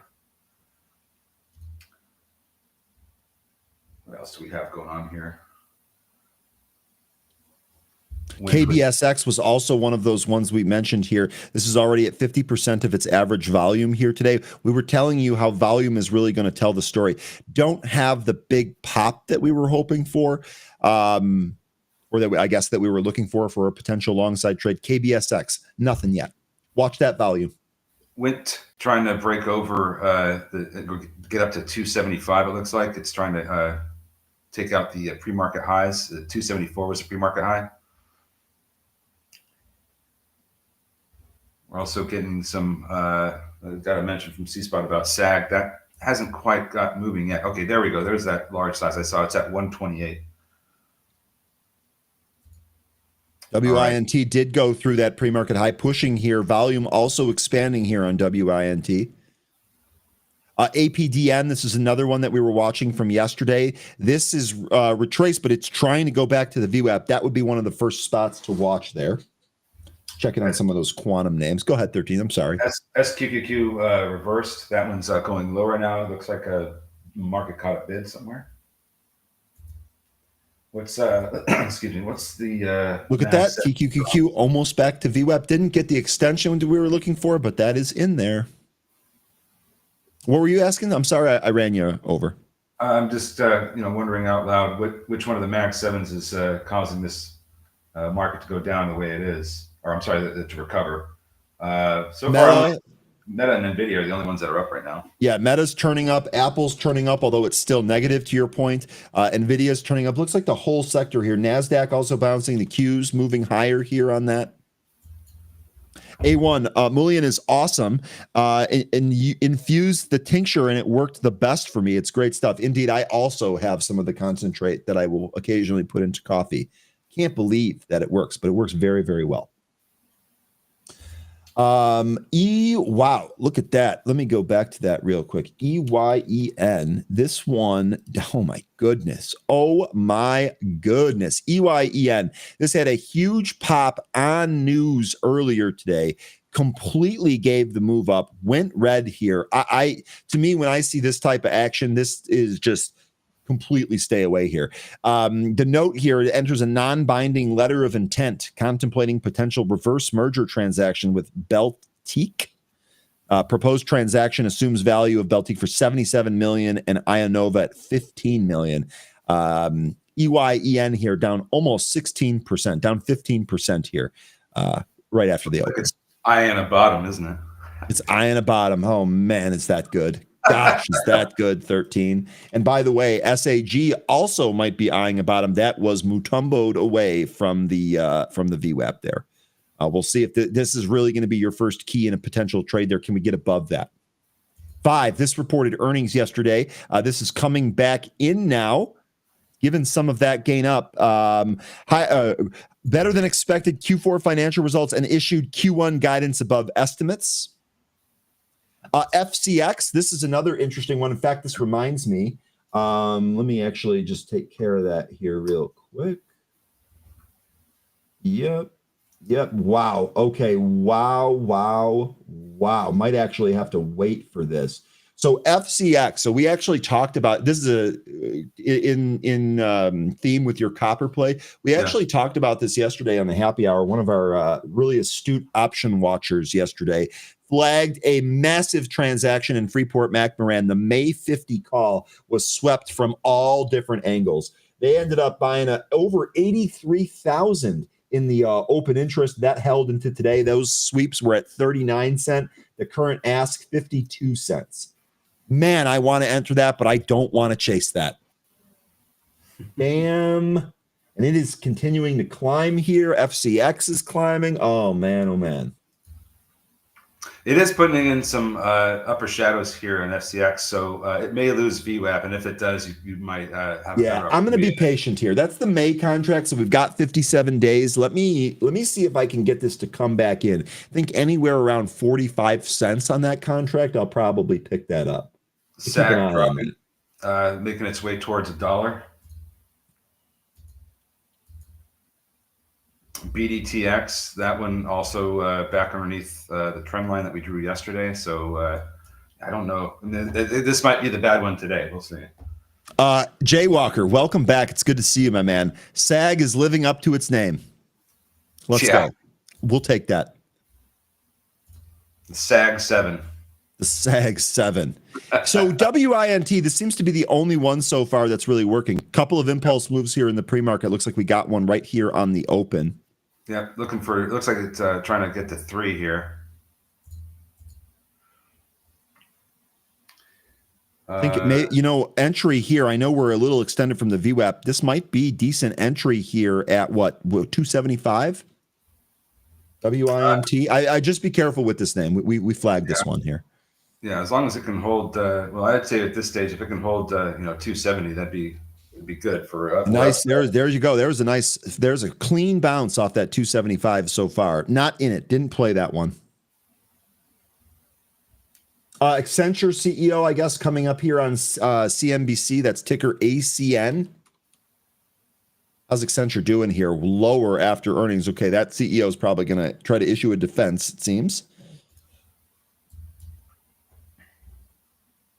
5 holding after that post-earnings pullback so far. This actually might be another potential move higher. And FIVE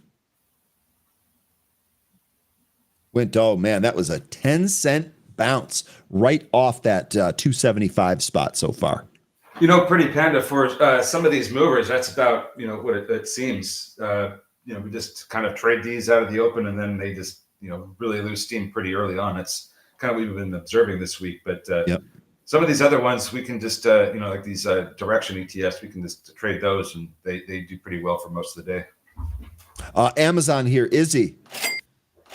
Starting early, just ringing that one-arm bandit register. Amazon dip and rip here. WINT, there's your 3 test, 13. It's coming. We got 295 as the high print there. Boy, I'll tell you what, that 275 bounce spot, that was right on. That was right on. Would we end up printing? 295 is what I have. Oh, sorry. When this came back in, I was looking at this area right here. We literally printed 275 and it reversed hard off that spot. And there goes There's 3. 3 and higher. Look at that. Went the good one so far today. Hey, Pretty Panda, look at this. Scaling out of this. Here you go. I know it's a junky name, but you're finding a way to make money off of that. That's money. ADTX, Lion, you were talking about this one here. Here's your ADTX, looking like this is struggling right around the VWAP, although this is actually in the with the post, for heaven's sakes, Ryan, with the pre-market pop area. Looks like it's starting to give up the VWAP there. ADTX.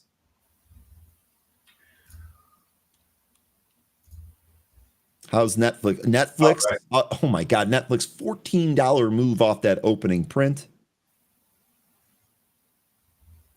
You get the options scanner up here today. FCX coming in a little bit. How are those calls doing? Again, those are the May 50 calls. Those are still holding higher than 50 cents. Damn.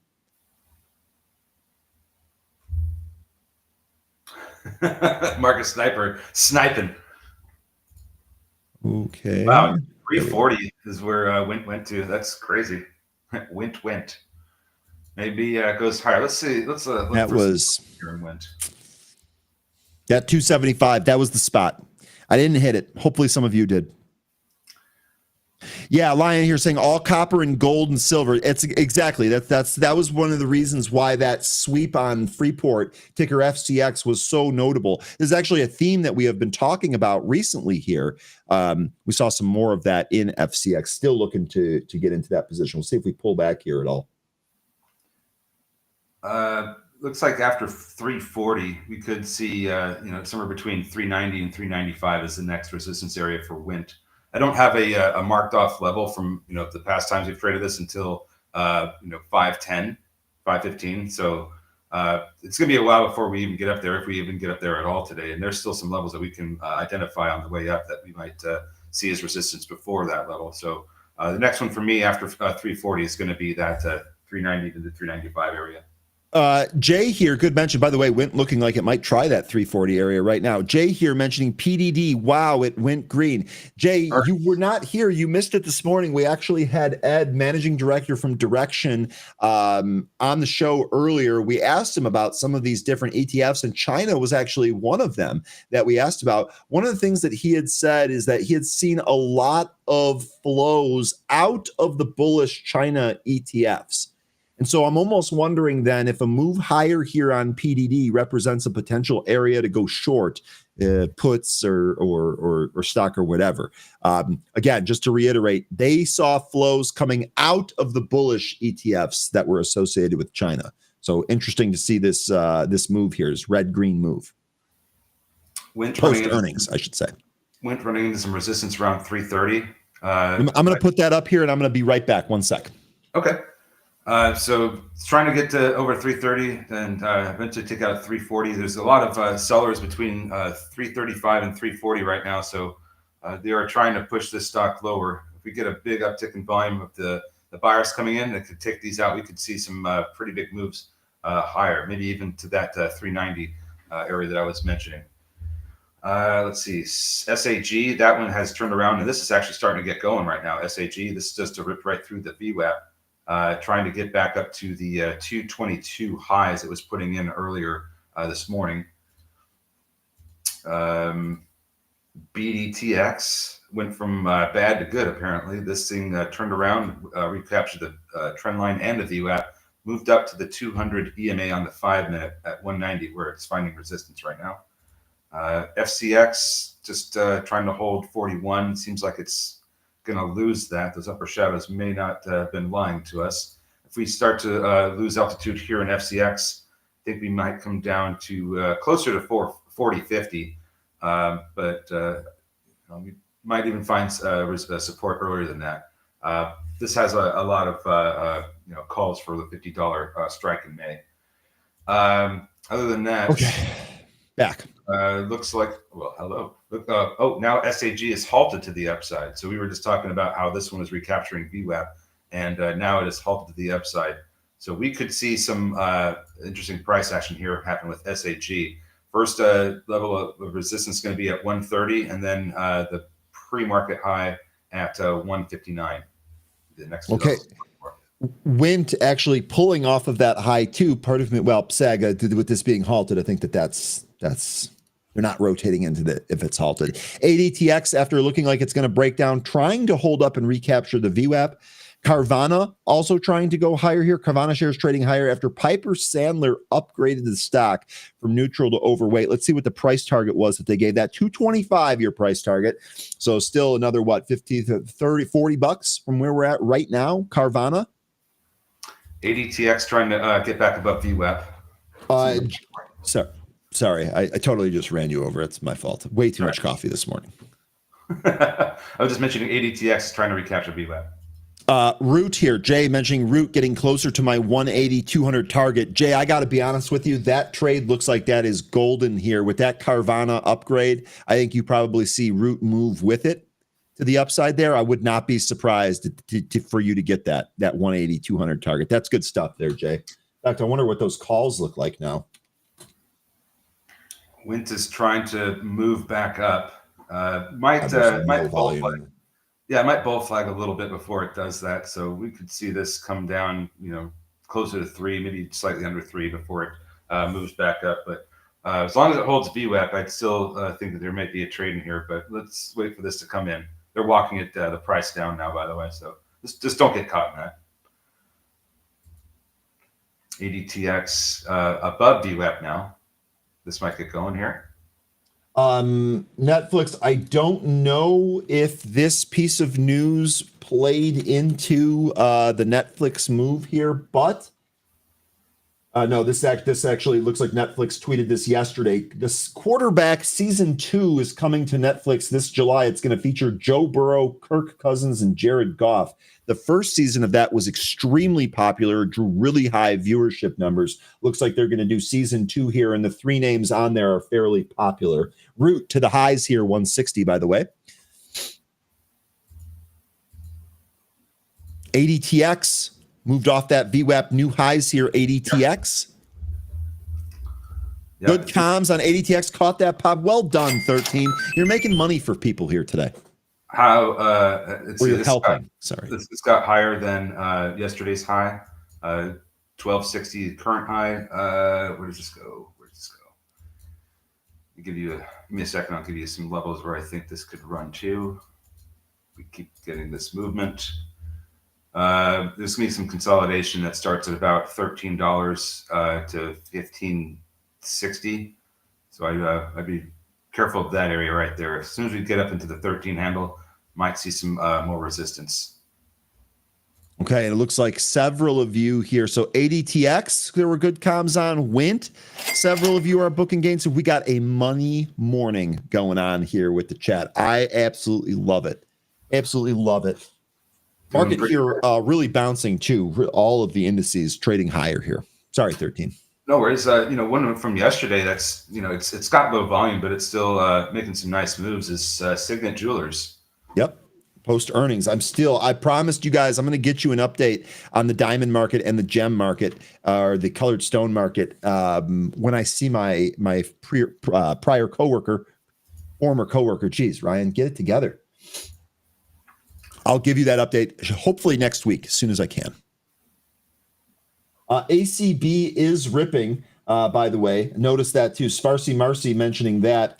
Were there options that were? Watch that 5 call there on ACB. ACB. That's interesting news. The 5 call in March has some volume here this morning. Which one? Which piece? The ACB? For ACB, 1 second. WINT is trying to turn around here. As far as ACB goes, they had news about the announcement of a breakthrough discovery of powdery mildew resistance cultivars. So they must have done some real botany there to have discovered that. A discovery of a novel source of genetic resistance against powdery mildew, PM2, that provides strong protection against the pathogen in cannabis sativa.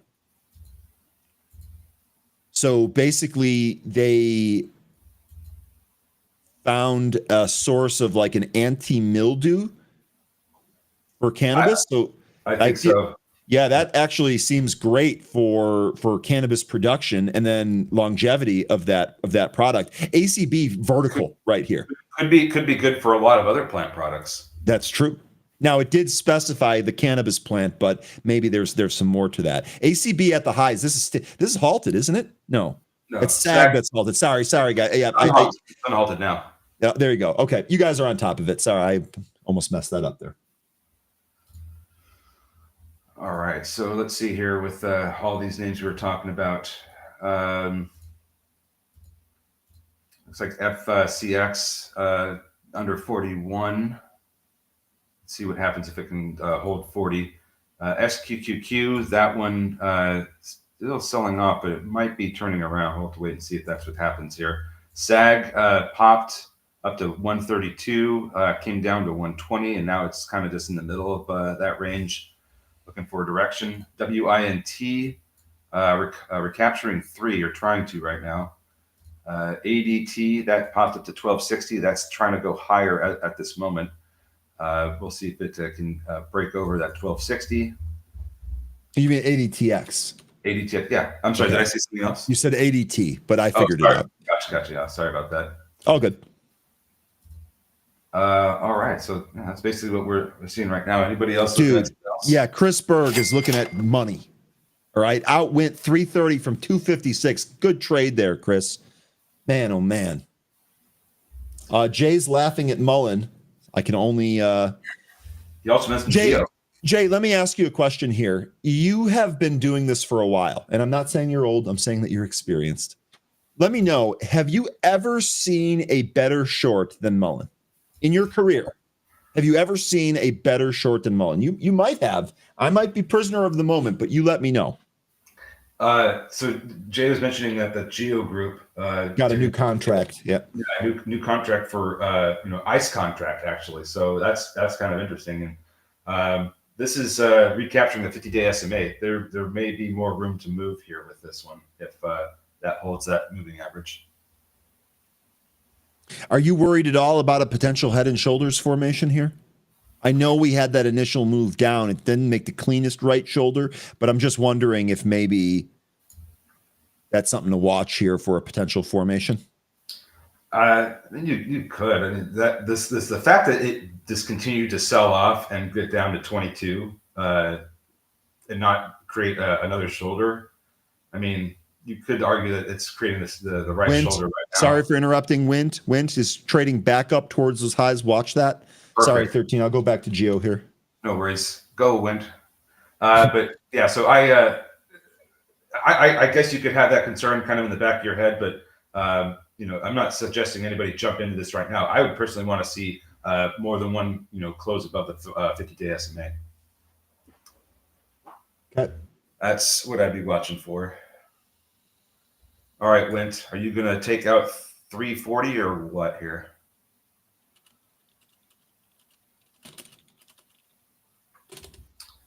Meanwhile, FCX trying to turn around, SQQQ trying to find a bottom. SAG, after all that jumping around with the price action, it lost VWAP. Here we go with Went trying to hit that 340.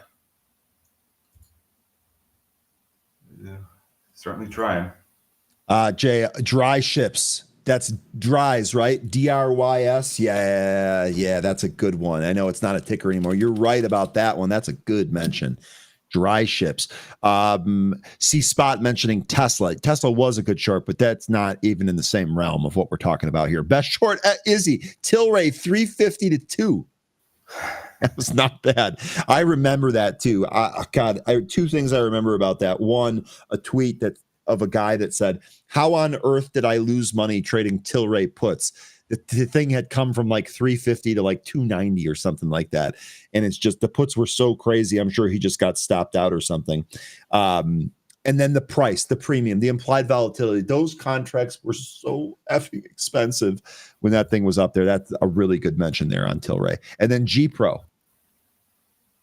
G Pro. That IPO was crazy. That was one of my first trades into like IPO land where I really saw a crazy one. G Pro.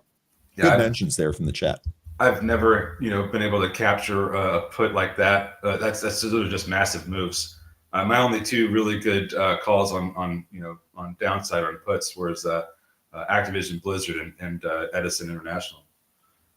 Those are just the only two really good ones I've ever mentioned. Yeah.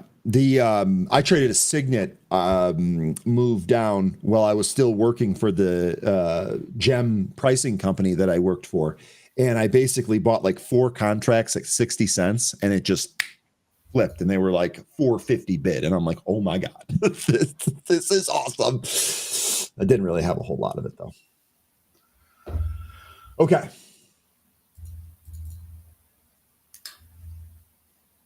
Oh, Luckin, the Line Atlas. That was a really good short too. That was kind of their own issue too, because they were just having really bad accounting. I think we even had Tom talking about that, about how they were. You remember that? I think it was yesterday he was mentioning it. Sorry, I was reading something off screen. Can you say it again?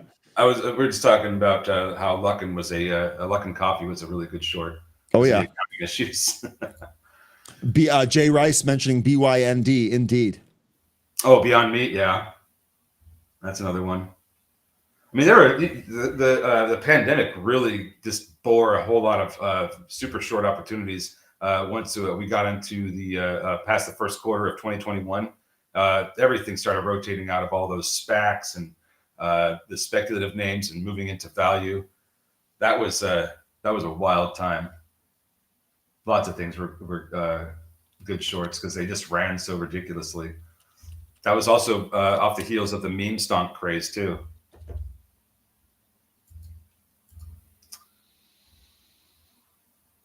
Nicola put work for me back in the day, indeed. Yep. You just roll in those profits as the vehicles roll downhill.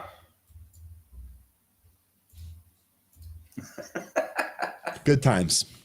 Good times. ACB here. It looks like that initial momentum move is stopping. I'd be curious here on a pullback level. VWAP here at 462 if it makes it back there. We'll keep an eye on that one. ADTX here. This actually looks like this is going to try and pop 1250. That would be the upside level that I'd be taking a look at there. SAG, SAG. This did come back in and traded above its VWAP. We'll see if it's got any strength to hold above its VWAP. Uber calls I'm seeing across the wire here. Izzy, this I know was a little bit lower here, strong out of the gate. I think you had said Lyft was at highs earlier. Looks like these are moving in tandem. Uber, the stronger one of the group there. PDD continuing its move higher here after its red to green move that Jay flagged. PDD continuing to push. Wonder if we'll get a short setup here in PDD. Wint is trying to go again. It's looking at taking out this seller at 340. There that goes. Looking for the day's highs at 348. Now it's starting to pull. Let's be careful of this thing. This thing is whipping all around. Looks like still waiting for FCX to get back above 41. This is a little slow moving. It might not do that until later if it does it at all today. Still waiting on those contracts to creep back down here. Boy, am I glad I didn't chase them with the 53 ask or whatever it is. Contracts creeping back down. 46-cent bid, 48-cent ask. Remember, the sweep swept all those contracts up at the 39-cent. That was your entry price for that big order from yesterday. $1.7 million in premium, by the way, in that order. You guys are mentioning some of the quantum names. I did look at that earlier, but I've since taken them. Oops, that's not it. I've since taken them off the screen. Let's take a look here. Up. Are we going to have the Nothing Burger sell the news? Look at QBTS. Big time reversal down from 1120. This is almost a 2-point pull here. Rigetti, same deal. It doesn't look that bad on a daily chart. No, I'm just looking at intraday stuff right now. Good morning, Mike. It's great to see you. Mike, let me know, what did you think of the FOMC yesterday? Did you have any big takeaways? What trades did you make from it? What did you think of that yesterday? Curious. That day was this Spy New Hod? More along the lines of what was in the projection materials and so much what was the decision. We all knew that was not the right. Yep, you're right. We said it ahead of time and we recapped the same thing afterwards. You're exactly right, 13. AIFF getting mentioned by Webcoin. Good morning, Webcoin. I don't think I said hi to you yet today. AIFF popping here and on some volume. Did we have any news on this? I don't think so. No. Nope. Looks like we had what? This was after hours yesterday, had a Form 3. I'm not seeing any reason why this is moving. Bloom Energy trading up here. There was a couple of people in this chat, I think, that were interested in Bloom Energy. This might have been a Nick play. Can't remember. AIFF is holding its 50-day SMA after breaking over it, and after it came back in, it still held the 50-day SMA. It could just be moving off of that technical support. So that's possible there. There you go. That quantum day is in California, so that's obviously going to be in the afternoon here of the and but that will actually be interesting because again, I still believe you're going to be fighting a really dead tape because of this basketball tournament. It seems like it's like that every year. I don't recall there being a quantum day or anything last year, however. But that's a good reminder. It is West Coast, so you're going to see that a little bit later. What's Tesla doing? Because I just saw that they have news that came out about a recall. 46,000 Cybertrucks. That was a little earlier this morning. Did you already get the move off that? I believe so. Tesla, this was from 5:30 this morning. Tesla recalling 46,000 Cybertruck vehicles over a detached panel hazard. Tesla service to replace cant rail assembly. Okay, so this is actually a good mention because a lot of those Tesla recalls can actually be solved with an over-the-air update. This one, obviously, you need to take it to a service center to get that repaired. And 46,000, not an insignificant amount. Existing home sales are out. I think that's making the market go up higher. Seemed like we were getting. I'll say I've watched these recalls for a long time on Tesla. A lot of the time, these are much ado about nothing. I personally, I wouldn't put too much stock into this. Just saying. Here are your numbers for, let's see. Oh, no, these are just from this morning. So you're saying that the housing numbers. Okay, so they probably haven't been posted here yet. Yeah, that's interesting that they haven't been posted. Usually they're out by now. Yeah, usually they are here. There we go. U.S. I just might have been a little bit behind here. Minute 26. U.S. existing home sales for February 4.26 million versus the 3.95 million estimate. The prior read was 4.09. That's pretty big beat on the estimate. Over 250,000 higher than what was expected. Tesla here looks like it's trading with the market as it continues to push up from those pre-market lows. And yes, 13, it looks like this was already priced in. Tesla would have made a pretty substantial move down here in the pre-market. We're $35 off that $200 level, though.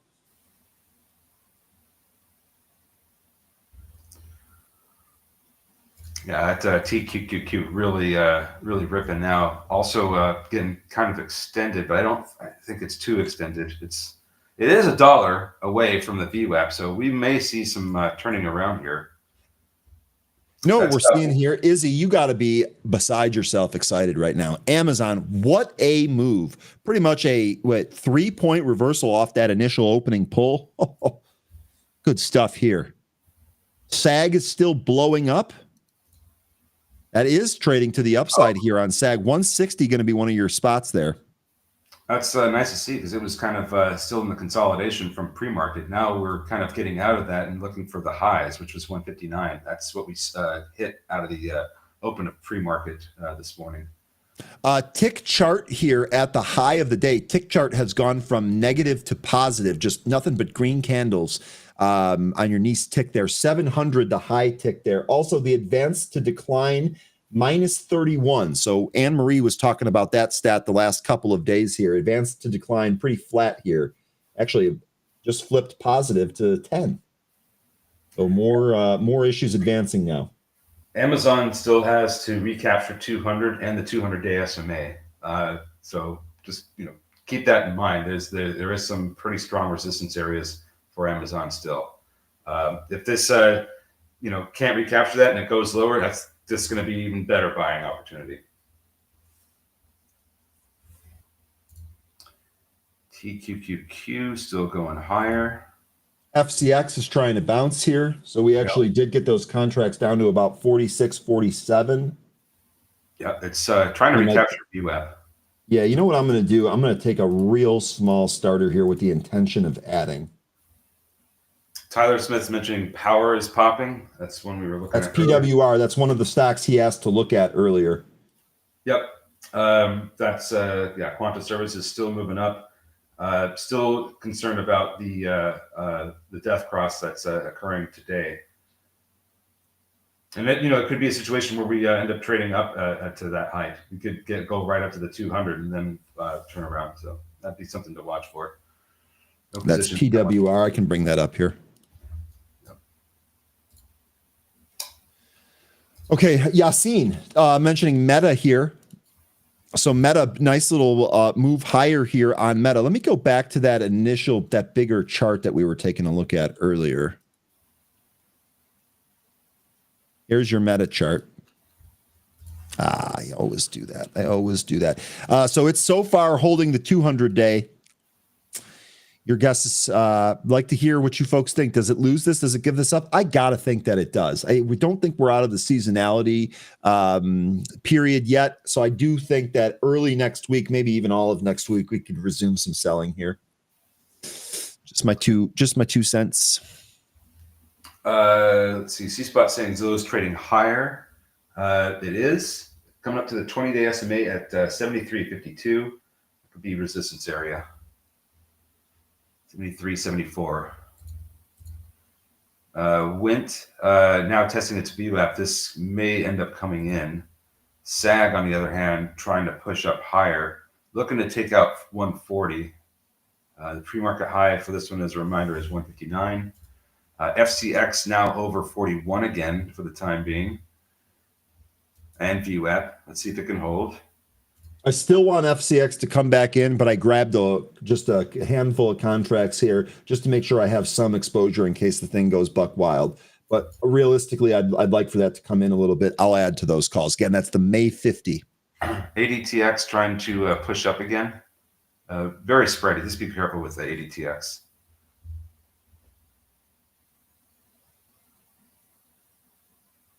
So thanks, Jonathan, for that. Hive Digital Technologies from 2 days ago, they completed their acquisition of Paraguay's, not going to pronounce that site, but they expanded their mining capacity. BKKT ripping here. Izzy TQQQ. That's really 2 points away from its VWAP. So then what we would want to look at is I would want to look at is the SQQQ. Let's see. We are 60 cents away. I'd actually like to see this get a little bit more, but Izzy, this is a really good mention. We are approaching that. I think if this trades up anymore, we might want to take some of these. See what happens here at 36 on SQQQ. Izzy, good mention there. And there goes ADTX. Just blast off. Let me actually throw this SQQQ on another screen so I can keep an eye on it while going through some of the other tickers here. ADTX. James is sorry for interrupting you here. James is asking FCX or GLD, which is better? Well, it depends on what you're going after. I think if you're trying to play gold, I don't even know that GLD is necessarily the best play for gold, but FCX, they're not just in gold. They're mostly in copper. They have other extracts they pull out, but it's mostly just copper. They also have gold that they mine, I believe silver as well, but more than anything else, they're copper. So I think it's really what you want to play and what they have exposure to, what kind of mines they operate. If you're looking to play copper, I would think that FCX is probably going to be the best in breed or among the best in breed, whereas GLD would be more of a gold play. Yeah, which one would I guess if I had to pick one, I'd probably pick FCX. And that might just be because I've had more success trading Freeport than I have trading gold over the course of my career. SQQQ is trying, it feels like, to bottom here at 36. Watch it just rapidly turn around. Well, that's what I'm thinking here. I'd like to see maybe a dip and then get some added there. I got it queued up here, my broker. We're ready to go if we get that. By the way, quick look at the market breadth here. S&P, Dow, Qs, and Russell all in the green. The NICE in the red on that breadth meter. Here we go on SQQQ. Let's see if we break 36 to the downside. So Bitcoin got a lot of support from 85,000 again, and now it's trying to get back up to 87,000.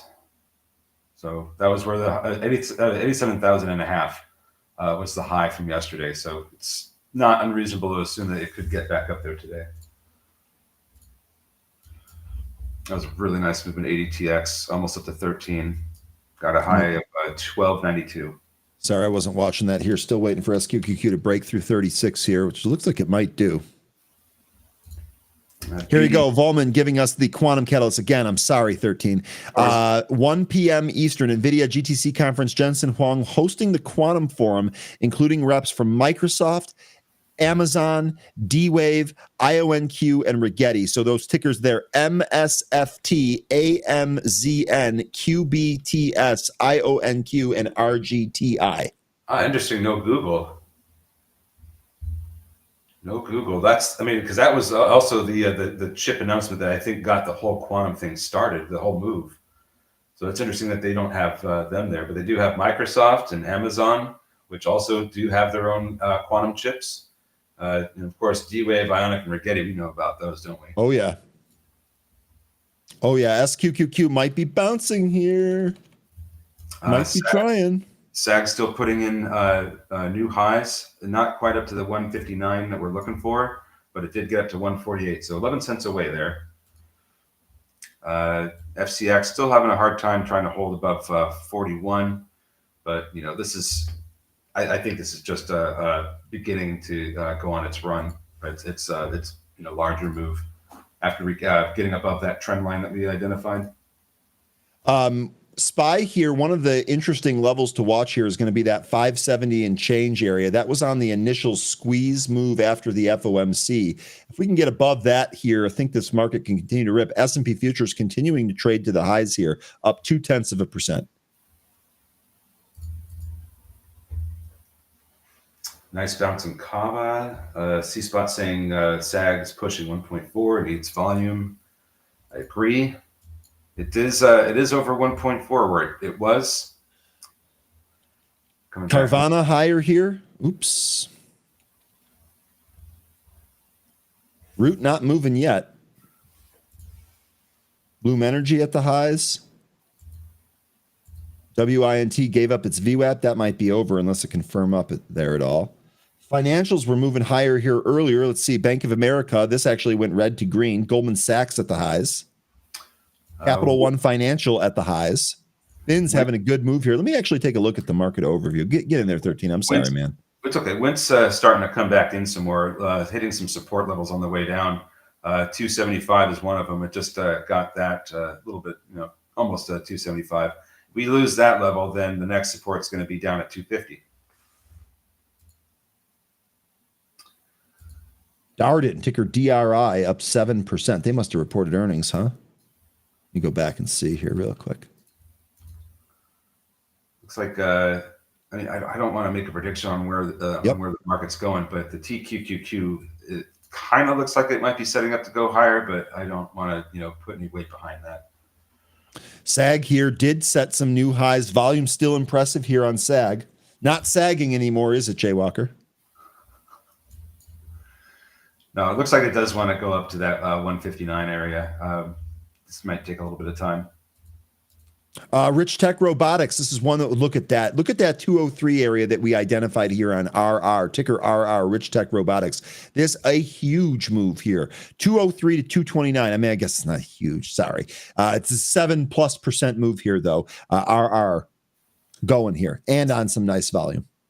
You're going to probably end up with some resistance in RR around the 240 area. That's where the 50-day SMA is.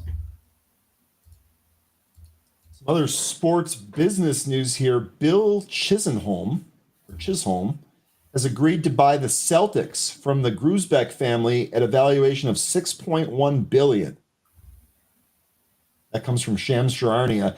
This is now the largest sale of a sports franchise in North America. Celtics officially being sold $6.1 billion.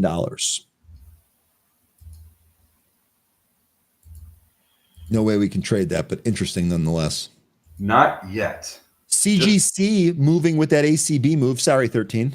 No worries. Just wait until we were able to trade, teams and players, virtually. How's Tilray doing with this cannabis news? Good question. Doesn't seem like that's got going yet, but it is putting in a bit of an interesting bottom here.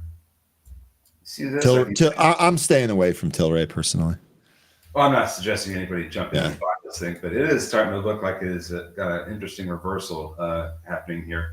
Let's see if it can get back above 70 cents. And if that does, maybe it can retake $1, but that's still a ways away. Like, it's still got the 20 and 50-day SMAs to get through before it hits $1 again. Okay. Emily, let's go. Rich Tech Robotics. You talked about this the other day, right? You ringing that register, Emily? Good stuff there. Lion XRP. I'm actually still waiting to add XRP. I do think Bitcoin moves down, has another move down here. So I'm still kind of waiting out some of those prices, but I'm absolutely looking at XRP. And actually, let me see if I can find it. Had a piece of news yesterday about SUI, which is one of my recent ads here. Let me see if I can queue this one up. I'll give it to the chat here real quick. See if I can find this. The first SUI ETF has been filed. Canary Capital Group, an institutional crypto trading and management firm, filed for an SUI exchange-traded fund with the SEC. So I look for SUI, that coin, to also ramp. That was a recent add to the crypto portfolio. ACB might find some resistance around 515 if you want to mark that off. Yeah, here you go. Then its ACB is just no chill.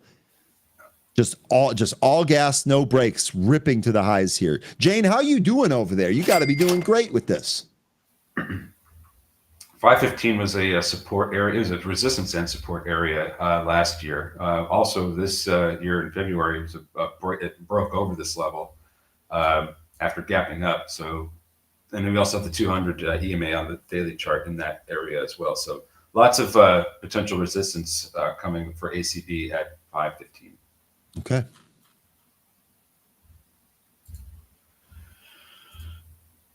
Looks like FCX is doing much better now. There we are, much higher off of 41, going into the 41.20s.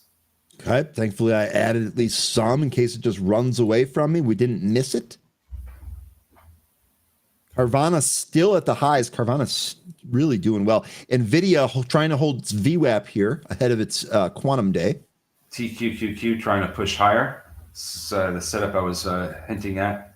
I didn't want to make any predictions of, but here we are pushing new highs. And check it out. You know what that means? That means that SQQ did break that 36 low. Here we go. Another little push down here. I think this might actually be a chance to buy this here.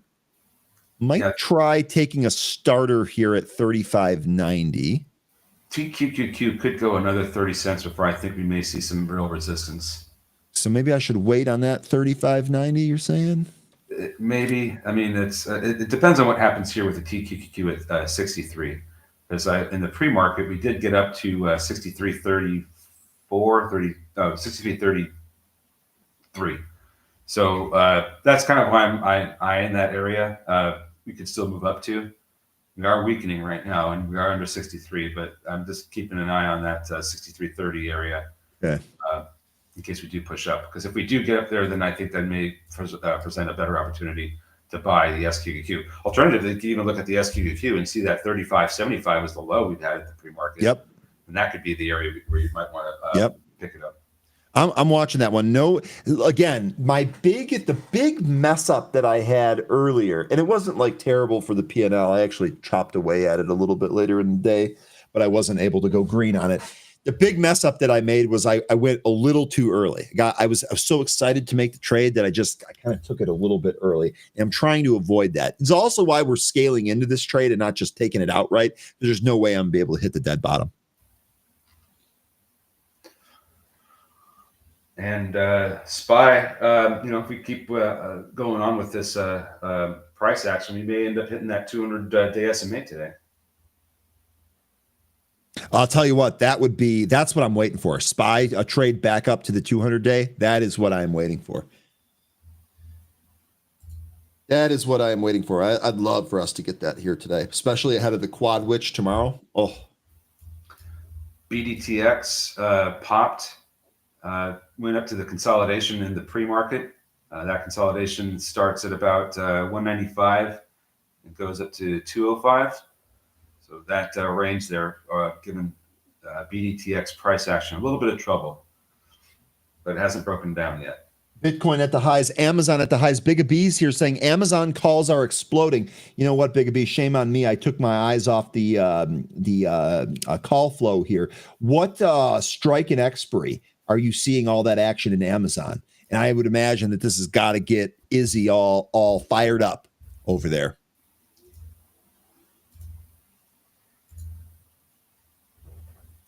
OPT, and that was the takeover that you talked about earlier, right? Yes, sir. Oh, what's this? DXCM? Dexcom. This is moving higher. Reddit moving higher. Yeah, it is. Let's see. What, 113.50 for Reddit? That seems to be the resistance area that we started putting in as early as, Tuesday?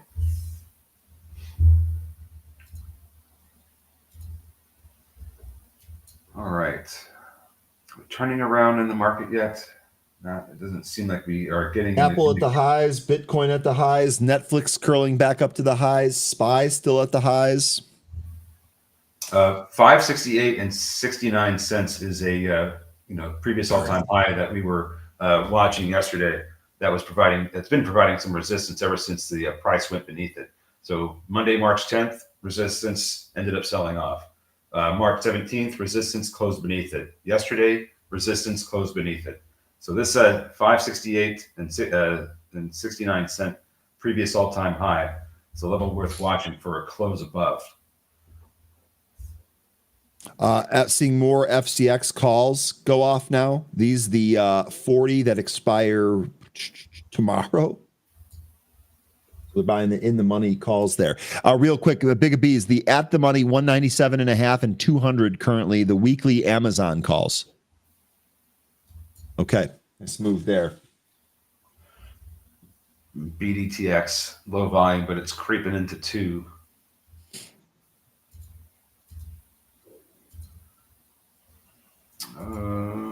Sagged a little and then rebounded off the VWAP, or at least it's trying to. We'll see if there gets any follow through with that.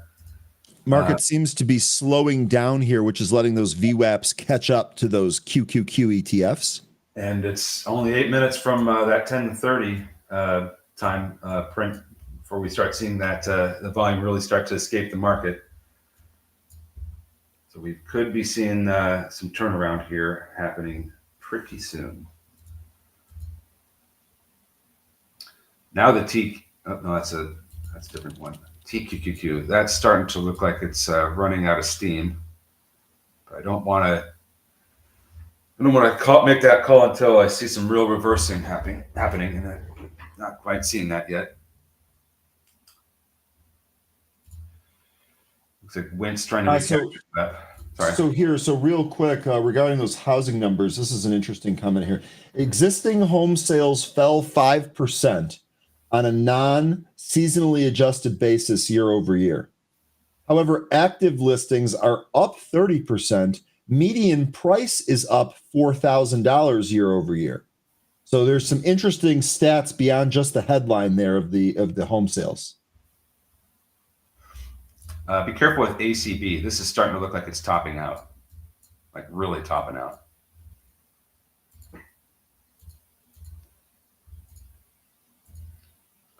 SQQQ still going lower. I think we're going to hit the 35.75 print.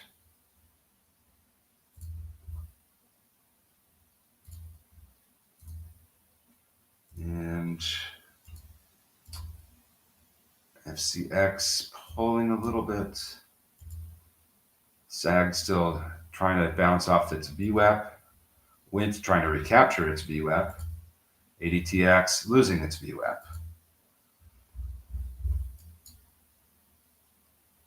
All right, still getting another push up here in the SPY, a bit more upside. We're almost to that 35.75 area in SQQQ. We had a low yesterday of 35.31. If we continue to move beyond 35.75, that's the next level down.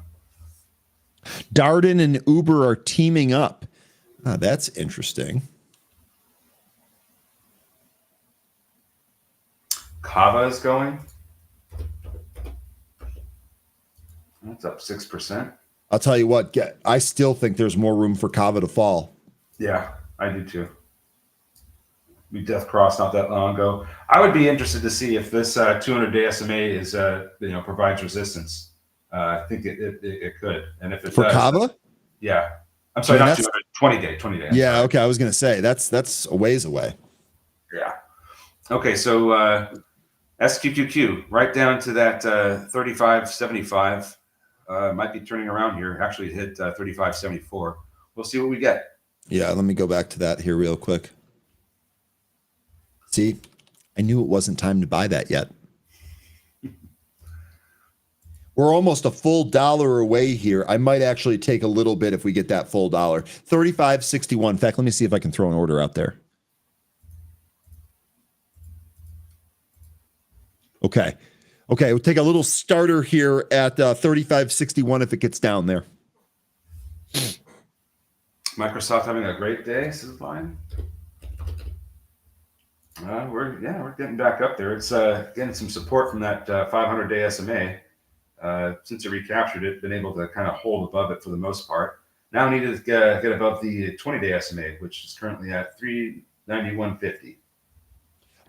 Jay, Kava caught an upgrade. That's great. Let it upgrade. Let it trade back up. We just had a trend line that we were looking at 200-day. Let it get back up there. I'd actually like to take that as a short. Jay, have you been to the Kava in Scottsdale? Just out of curiosity. I don't know if you like that type of food or not. Wint, still going. Wint, this has been one of the big movers of the day. This came all the way back in and recaptured the VWAP. Dude, Crow, don't even get me started on this. Don't even get me started. There's nothing that we can trade around this, at least not that I'm aware of. But that I was between this and the JFK files, I got rabbit holes all over the damn place that I'm going into at night. New radar imaging suggests a 2-kilometer underground complex beneath the Giza pyramids. It is unbelievable. We're talking about like columns with like that look like almost like they have staircases or some type of coil wrapped around it. It is out of this world. I cannot wait till we get more information here. What we know about the Egyptian pyramids is completely wrong. Completely wrong. There is so much more that we don't know yet. This is really, really fascinating. I'm a sucker for this stuff, Crow. I wonder if that doorway between the Sphinx paws leads to that 2-kilometer underground complex. Lot of speculation with the Sphinx. You're talking about right where the Dream Stela is, the tablet with the old writing on it. The other thing about the Sphinx is that they've had a whole bunch of geologists say, hey, it looks like there's some of this stuff was actually carved out by running water, which on the Giza plateau doesn't really make a whole lot of sense unless those things are absolutely ancient. And I mean ancient. Oh man, I don't want to get ahead of myself here. This is a stock trading show. You got me really excited. Geo saying Kava Midtown by Bryant Park is a disgusting place. It's dirty and empty. What is? I would have thought those Kavas would be like new and good looking and inviting to people. I guess not. Jay, Ryan, I've seen the Kava in Tempe. It's right below the comedy club. It was not busy. Never eaten there, though. Okay. You know what? The whole not busy thing that you two are both talking about, this is what I've heard, too. Starting to see some pulling in some of these names. ACB, we did hit 502. That's starting to come in. As is Bitcoin, BDTX with a little bit of a pull. ADTX beneath its VWAP, Wint losing its VWAP, SAG. The only one of those so far that isn't going down. It's trying to push up. But a lot of these other names are starting to come in a little bit. The death blow, the 1030 death blow is getting all of these little movers here. By the way, market is still raging here. SPY, NASDAQ, Dow, all at the highs here. All at the highs here. Mike, isn't Kurt Russell on a different planet? What's that? I was asking Mike if Kurt Russell's on a different planet because he would know if there's any, passageways or complexes underneath the pyramids, right? For Chris asking if I think they have a Stargate there. No, I don't have any idea what they have there. Pretty Panda here, obviously saying it was aliens. I mean, I'm not even, I'll be honest with you, I'm not going to make fun of anybody that has that opinion. Yeah, I'm not saying it was aliens, but it was aliens. Yeah, I'm not saying it was aliens, but it was aliens. That's one of the better memes of all time. Crow mentioning Graham Hancock. Look, Graham Hancock takes a beating from some people. I'll tell you what, the shout out to Joe Rogan for bringing him and Flint Dibble together, a traditional mainstream archaeologist that got absolutely beaten like a drum. I couldn't believe it. I've never seen someone from academia just F up so much. Really, really incredible stuff there. Anyway. Look at this moving. Signet Jeweler has just been really good this morning. Just kind of going straight up. Very seldom pullbacks, but just kind of mostly up. It's up over $2. Really nice move. Price target lowered from 95 to 80. That hasn't stopped it. Things still up 3.4%. UBS maintained the buy, raised the price target to 89. And Telsey raised the price target to 62. Telsey a lot closer on their target there. Oh, Chris, nobody forgot about that. I opened the show with that. Boss. The amount of basketball that I'm going to watch today is just out of control. Just throwing it out there.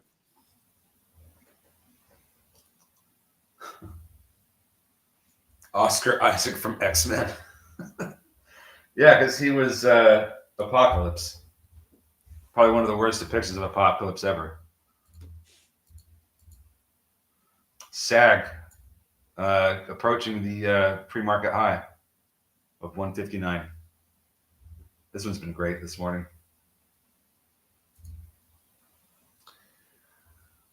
And ACB did come back in. What's our good? Is this SAG the only junky name that's really still going? ACB, I mean, I know it's got a low price, but this is a legit company with a legit piece of news here this morning. This has also been really good. Yeah, it's indicating that it's starting to turn over here. So we'll see if it can hold view up or not, which I have at 482. Bitcoin also hitting a bit of a high here at 86,500. Don't think that's quite finished yet. I would probably think that it's going to have more downside if it loses 86,000. BDTX, that's trying to break over too. There's a large seller in the way there that's going to need a lot of volume to get through. ADTX trying to recapture VWAP. Wint still falling. Real quickly here, Jay Rice, TTD. This is you're hitting something that I'm thinking about here too. We've actually mentioned this the last couple of days here on the show. Does anyone think this name has bottomed? So one of the things that we did here, 13 helped me out with a trend line here that we're kind of looking for this to bottom at. I will say, I would not be surprised if it doesn't actually come in here. I got to think that the bottom is going to be somewhere in here, Jay. I'll go ahead and give you 50 to 55. That range in here is the bottom. Now, did it bottom here at 54 and change?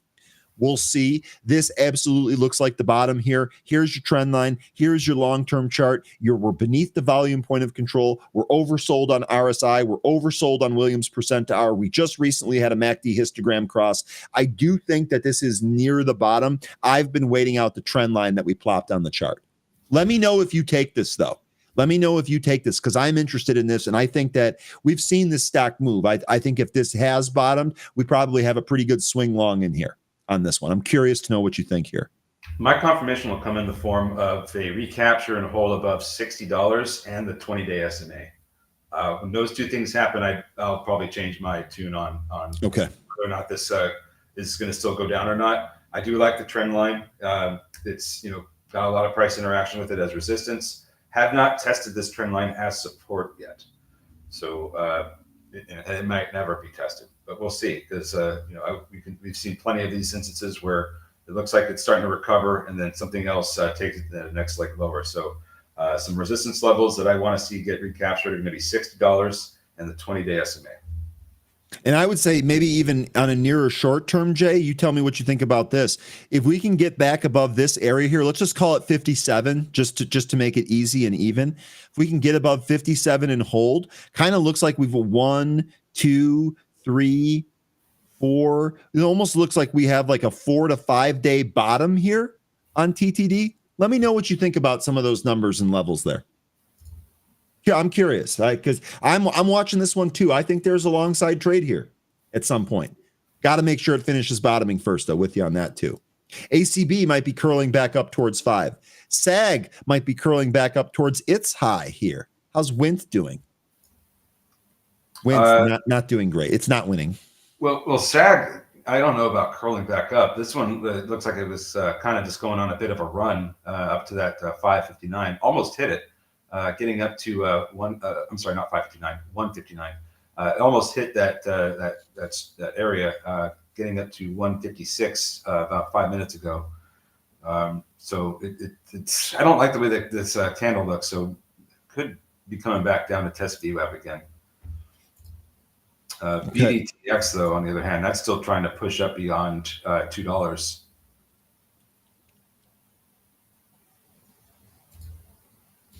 It's definitely running into resistance there at 2. You might actually get a pop above there.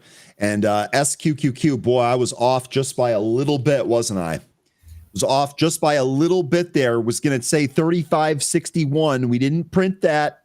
Man, we did go beneath those pre-market lows. What was the exact low print that we have there? Let me see if I can grab that here for you. It should be 35.75. So we were 35.75, 14 cents off. Yep. You're exactly right, 13. I got a low that we just printed of 35.67. That's 8 cents off. Either way, Okay. Either way, yeah. it's still very, very. It was close, but I'm not in it. Look. Oh. Yeah, you can have the right calls. I'm not in it. Not in it yet. We'll see if it rolls back over here. I am going to kind of close that, though, because I do want to see what happens if the VWAP catches up to the price. Remember, the trigger here is an extension away from that VWAP, and I just don't know. If this is an orderly move down, that's going to collapse, and we don't have those conditions anymore. ACB tested the VWAP and seems to have bounced. I don't know if it's going to reverse here and take out the 502 high, but we were looking for a test of VWAP. We got that. I just don't like the way this MACD is looking. It looks like it's indicating that there's some downside to come here, especially if we get the crossing. So that's kind of what I'm keeping an eye on for ACB. Volumes also kind of really dried up a little bit with a lot of these names. So if things start to turn weak, it's because we just didn't have enough volume to keep going higher. Unlike SAG, which is still trying to push higher. And looks like FCX is trying to push higher as well. Put a high end of 41.29. Let those Contis come in a little bit.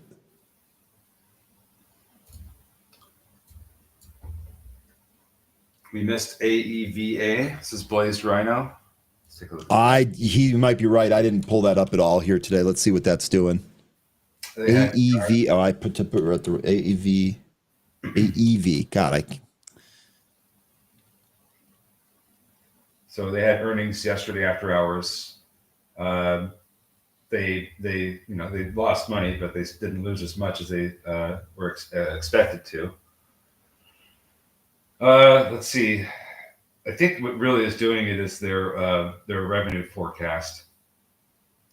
So this is a LiDAR company. Does this have to do with self-driving? Is that part of the...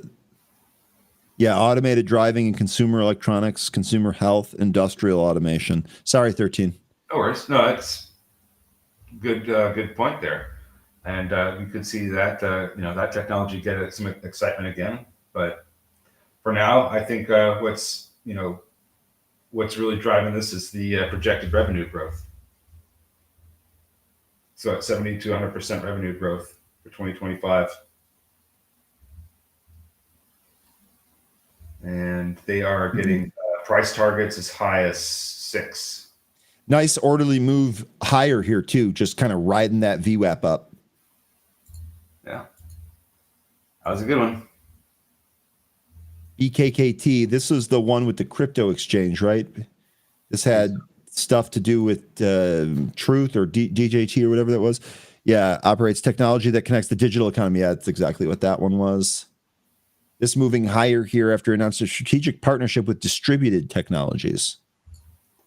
Not familiar with Distributed Technologies.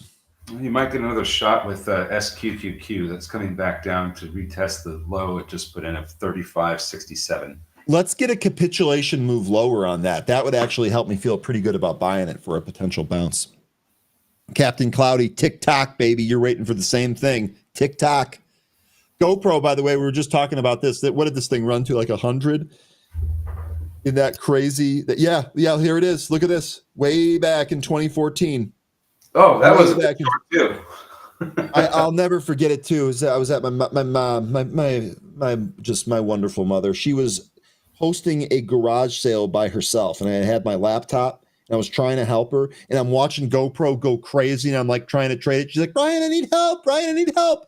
It's just, oh man, I'll never forget that. GoPro. Mom, I'm about to buy this whole garage sale. Just hold on. Oh man, look at this. What a fall from grace on GoPro. Who thought we were all going to be wearing cameras on our head for like extreme sports? And I mean, cameras are in everything. They're in phones, they're in glasses, they're in all this other stuff. Yeah, but you're not going to attach a phone to the top of your head and risk breaking that. So it's GoPros are great for those extreme sports. And yeah, I just don't know what the market for. What's the TAM on extreme sports? That's a good point.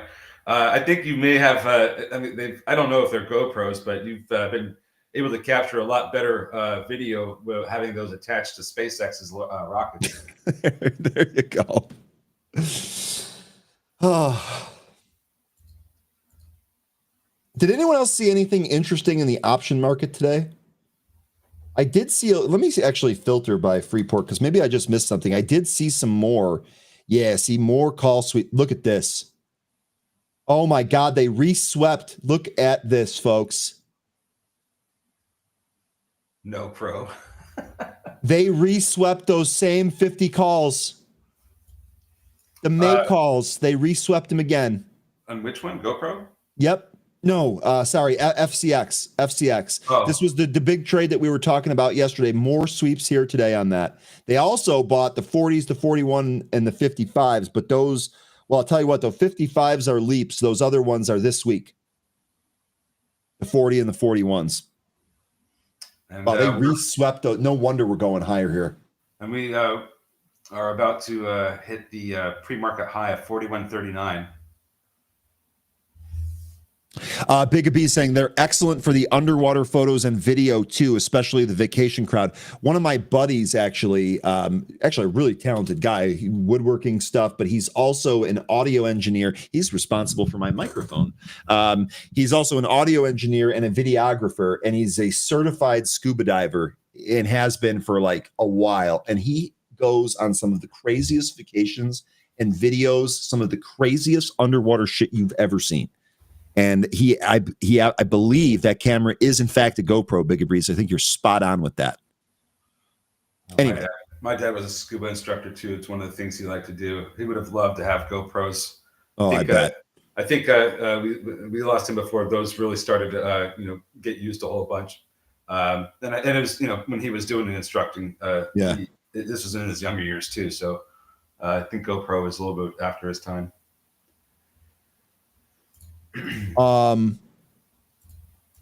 EQT, this is a big one. EQT, the September 19th 50 call, that is an in the money call, swept up here 3,800 contracts, premium paid 3.26 million on that trade. EQT. What's the volume to open interest ratio on that really quick? Let me see if I can pull that up here in my broker. real fast. You know what? Actually, I have a setting here in Pro for bully that. Let me columns, volume to open interest. Calculate this for me, Benzinga Pro. That might have actually, nope. And that looks like that strike has been traded at quite a bit. So that maybe is not new money there. One to watch anyway. ECB still holding above VWAP. BDTX, after putting in some upper shadows, is still trying to hang out up here, but this thing is just not able to get above 2 yet. ADTX, excuse me, that's beneath its VWAP. WINT, WINT, that's trying to recapture VWAP. SAG, still above VWAP, but sold off a bit here. Let's see if it can rebound and go on another bit of a run, maybe take out the pre-market high. Volume needs to be better than this, though. FCX putting in new highs intraday. It just took out the pre-market high. 41.40 now the new high. Real quick, that EQT sweep, there was a bunch of open interest being held there, so we're going to have to follow up tomorrow and see if that was closed. By the way, TTD, the trade desk, we were just talking about that, seeing more puts bought into this move higher here on the trade desk. And SQQQ is still putting in some new lows here. So I'd be looking at 35.31. Yesterday's low is the next area. Yeah, Fairchild, this is relatable AF. I'm so lucky video and GoPros weren't around for my early years. Look, man, I did some dumb things. I thought I was going to be the real incantation of a Street Fighter from the video game, and I went around trying to kick and do flying kicks and all types of dumb shit that had me ending up on my rear end. And if there was videos of that, would still be getting played at family gatherings. There's no chance I would have lived those down. I'm with you on this 100%. 100%. I'm so glad that social media came out after I was an adult. You know, I was only able to live the embarrassment to my early years, my early adult years, and not later or earlier than that.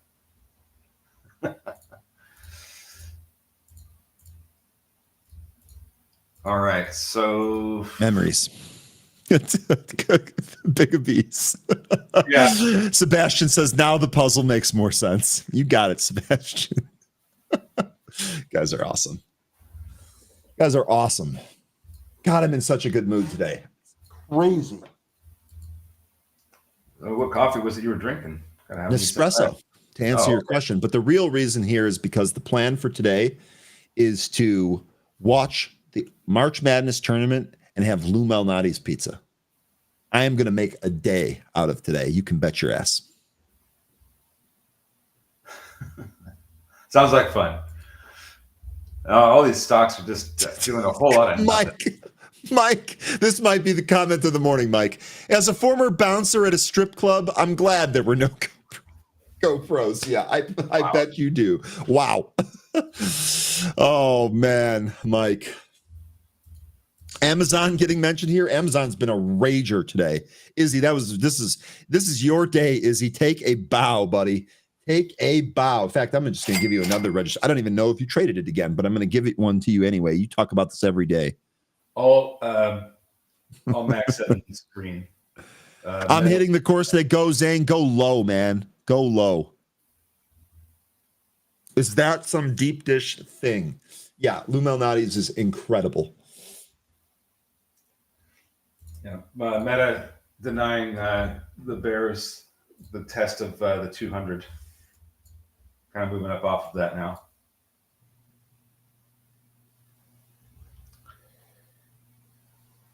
Yo, Rich Tech Robotics came back towards the VWAP and right back to the highs. Emily, how did you hook this one? That was so good. That move off the 203 was so good. Ticker RR. 243 is where the 50-day SMA is on that one, on Rich Tech. Just snapped up another 10% on Amazon. Big B's. You're just actively crushing it here today. SQQQ just under $1 away from its VWAP. Give me a capitulatory flush on that one. By the way, Julie Sweet, the Accenture CEO on CNBC right now. Accenture down just shy of 6% here post earnings. I can't hear what she's saying, but I got to think that she's defending it. Oh, Lion Atlas, I got all that craziness out of my system. That's why I'm the way I am now. C-Spot, I'm looking at the Michigan housing market. Any suggestions, Ryan? I'm in the Chicagoland area. I can ask some folks at work here that are local Michigan natives and see if they have any suggestions.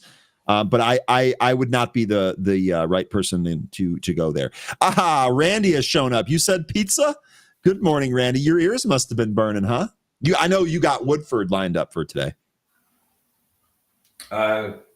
Claudia, what direction do you think NVIDIA will move after the GTC 2025? That's their event that's going on right now and ends tomorrow.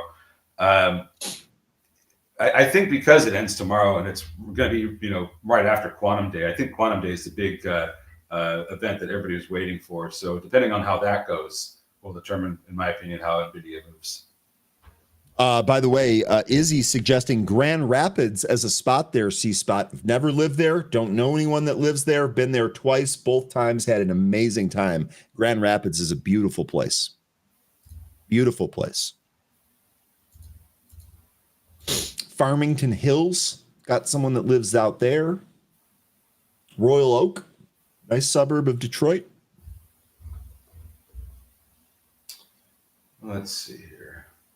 Yep. Asking about thoughts on Supermicro. You got a mind meld going. Yep, we got a mind meld going on right now, baby. Let's go. Let me pull up the chart. We got a parallel channel on that. Let's talk about it. Yeah, what do you got? Go ahead. Along with the competitor. Well, I was just fielding the question. I haven't looked at SMCI yet. Okay. By the way, SQQQ turning up here a little bit. We'll see. Any thoughts on targets for Supermicro Computer along with its competitor Dell? Okay, so you're stealthily asking about two stocks there. I see what you did, but we're going to stay here on SMCI. SMCI is coming up to a pretty big inflection point here. Obviously, we're right above the 50-day moving average right here, 39.70. That 50-day moving average is $1.50 below at 38.25. We're actually right beneath the volume point of control, and perhaps the big level to watch for here is going to be the top end of this channel. I'm estimating it here at about 44 3/4, but really 45-ish seems to be the area. We also have the 500-day in there at 45.41. Really, SMCI since March of last year. Okay, so for an entire year, we have been in this channel. Now, the one caveat here was when we very temporarily broke above. I believe this was on the back of them actually filing their previous earnings report, but it was very. Sorry. That was when they submitted their compliance or got all that. Yeah, yes, they did all their filings so they could regain the compliance with NASDAQ. That's what that was off of. Okay, and that was same thing for the purpose of this example, and it was very, very short-lived. So I'll be honest with you. I think that this is this 44 to 45 area, probably the top here on SMCI. Maybe we come back in and hold at the middle of this channel. Maybe it breaks out here, but I just don't know. With the look here, I mean, the rest of tech would really have to be moving, right? So I don't think this is necessarily going to buck the trend. I think what you can do is pay attention to that 44, 45 level and then watch how the tech market is doing around that. That should give you your cues on where this is going. Yeah, it's kind of interesting with SMCI right now because it's been in a range. So you had this huge run up into that the February 25th deadline for their recompliance. That's what this whole run up was. And then as soon as that happened, it started selling off. Well, it sold off a little bit before that, but it started selling off and it just continued to go lower. Since it's gone lower, it's lost the 500-day SMA and the 20-day SMA, but it's getting support from the 50-day SMA. So that's number one. Number two is that it seems to be caught between in a $10 range from 35 to 45. So this range and these SMAs are going to be the most interesting part about the price action for me right now.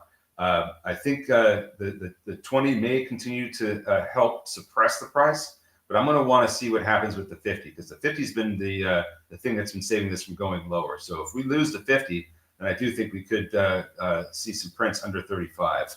Maybe even lower. If this does bounce off of 50 again and starts to recapture the 20 day SMA, then I think we could end up seeing it recapture the 500 as well. So it's really going to be that range and those SMAs that I'm going to be keeping an eye on, because we're just going sideways right now with the price. Okay. Good stuff there. SMCI. Folks, we got 7 minutes left here. BDTX broke out. Let me go back to my main workspace here real quick. That interview with the Accenture CEO is ending. BDTX, here you go. And indeed, on volume, by the way, highest volume stick of the day, BDTX. And the pre-market high was 206. So that's where we're headed. We're just a couple of cents away. Could see resistance there, especially if the volume slows down. Otherwise, we could, if the volume spikes, we rip through 206, and maybe let's see, maybe we run up to, I don't exactly know where this could go. 206 is a very interesting level, especially when you look at the price action from yesterday. That was a support area until it lost it toward the end of the day. And also the pre-market highs this morning, it looks like, yeah. Yep. You got it, Azrev. You got it. Lion thinks it's going above 100 in the next 3 quarters. So there you go. Lion saying all of our charting is worthless, and he doesn't believe in any of it.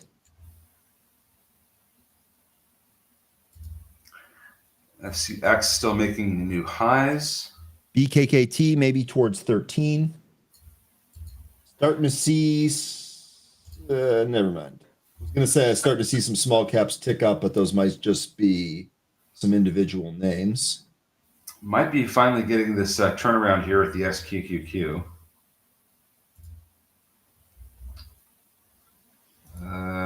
Looks like Signet pulled off of its highs. It's 59.25 high. Came down to VWAP and is rebounding. Very low volume in this one, though. There's not no real movement in here. It's just one you'd have to just buy and just take off your screen if you're going to trade this. TEM seeing some calls getting bought here. This is a little bit stagnant, though. It's basically just unchanged here. Tempest AI made a high of 49.49 this morning. Looks like that 48.25 was an important level this morning that was trying to get over, and it broke out. Now it just lost that as resistance. So if this turns around, I'd be looking at that 48.25 level again. SAG trying to bounce off its VWAP as we speak right here. Ticker SAG. VWAP at 130. WINT trying to take out its VWAP at 286. Yeah, things been going sideways for a while. ACB also trading underneath its VWAP now.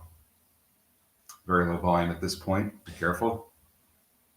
Jay bringing up an interesting question. I hadn't thought much about this. Maybe we'll start planting the seeds here, though. Jay asking about INDA. Any thoughts on India? Here's your India ETF. Any thoughts on India? It has lagged. I saw JC Peretz tweet it yesterday, maybe a catch-up trade to China. I could see that here. I'm struggling to remember. Do we have any recent India news, companies going over there, tariff-related stuff? Let me think about this, Jay. I don't have anything for you here right off the top, but this is a good mention. Kevin, take care of yourself, man. Great to see you here again. Thanks for all of your support, Kev. Thanks, Kevin. So one thing that Trump has said recently, as early as today, was that India won't avoid being hit by tariffs on April 2nd. So you could be seeing, I don't know that I'd be interested in it right now with April 2nd date looming. This could just be, you could just be seeing a relief from it bottoming. But I'm not convicted that we're going to start, going back to the 200-day SMA in this ETF yet. I'd want to get beyond that April 2nd date first, I think. And I mean, I could totally see, as part of like the ongoing scuff with China, rhetoric about moving to India and all of that. But this too, very much like a turnaround of a huge company, moving supply chains and all of that stuff, that is a slow process. And so I'm just wondering, if maybe we're early on this or this is a good question. Let me think some more about this. Jay, you're long this here. Honestly, like looking at the chart here, don't hate it. right? We held that 50. We broke beneath and recaptured it, the 500, excuse me. Then we recaptured the 50. I don't hate it based on the chart here, but obviously this needs to keep bouncing. Otherwise, we're basically just going to be fighting this downtrend that pretty much jumps off the page, right? So here, this gives you a spot to look. So let's see if we can get above 51.25. Back out a bit more. We're really at a spot where we hit resistance back in 2021. Oh yeah, look at that. Good call, 13. So we're actually really at an interesting resistance area, and with the RSI up in the 60s, I would think that if we continue to trade up here, we're going to get overbought. We could even fill this gap that we have here to the upside between 51.58 and 52.20.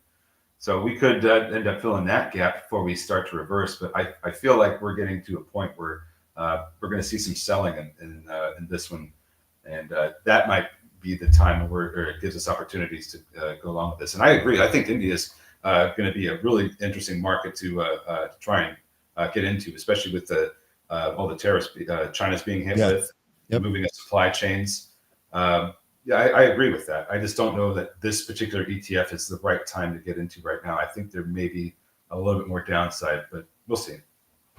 Jay, appreciate you bringing this up. This gives us something to think about and check in on. I really like that. Okay, 13, we're pretty much out of time here today. We don't have anything after us here today. So any closing words for the group here?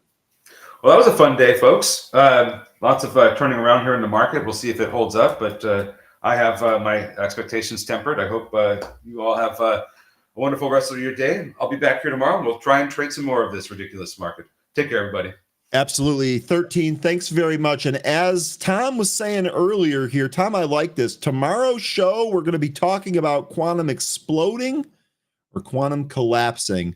Well, I'm sure we're going to look in on the quantum names. Really good stuff here from the entire group here today. My favorite part of the day. Enjoy the basketball.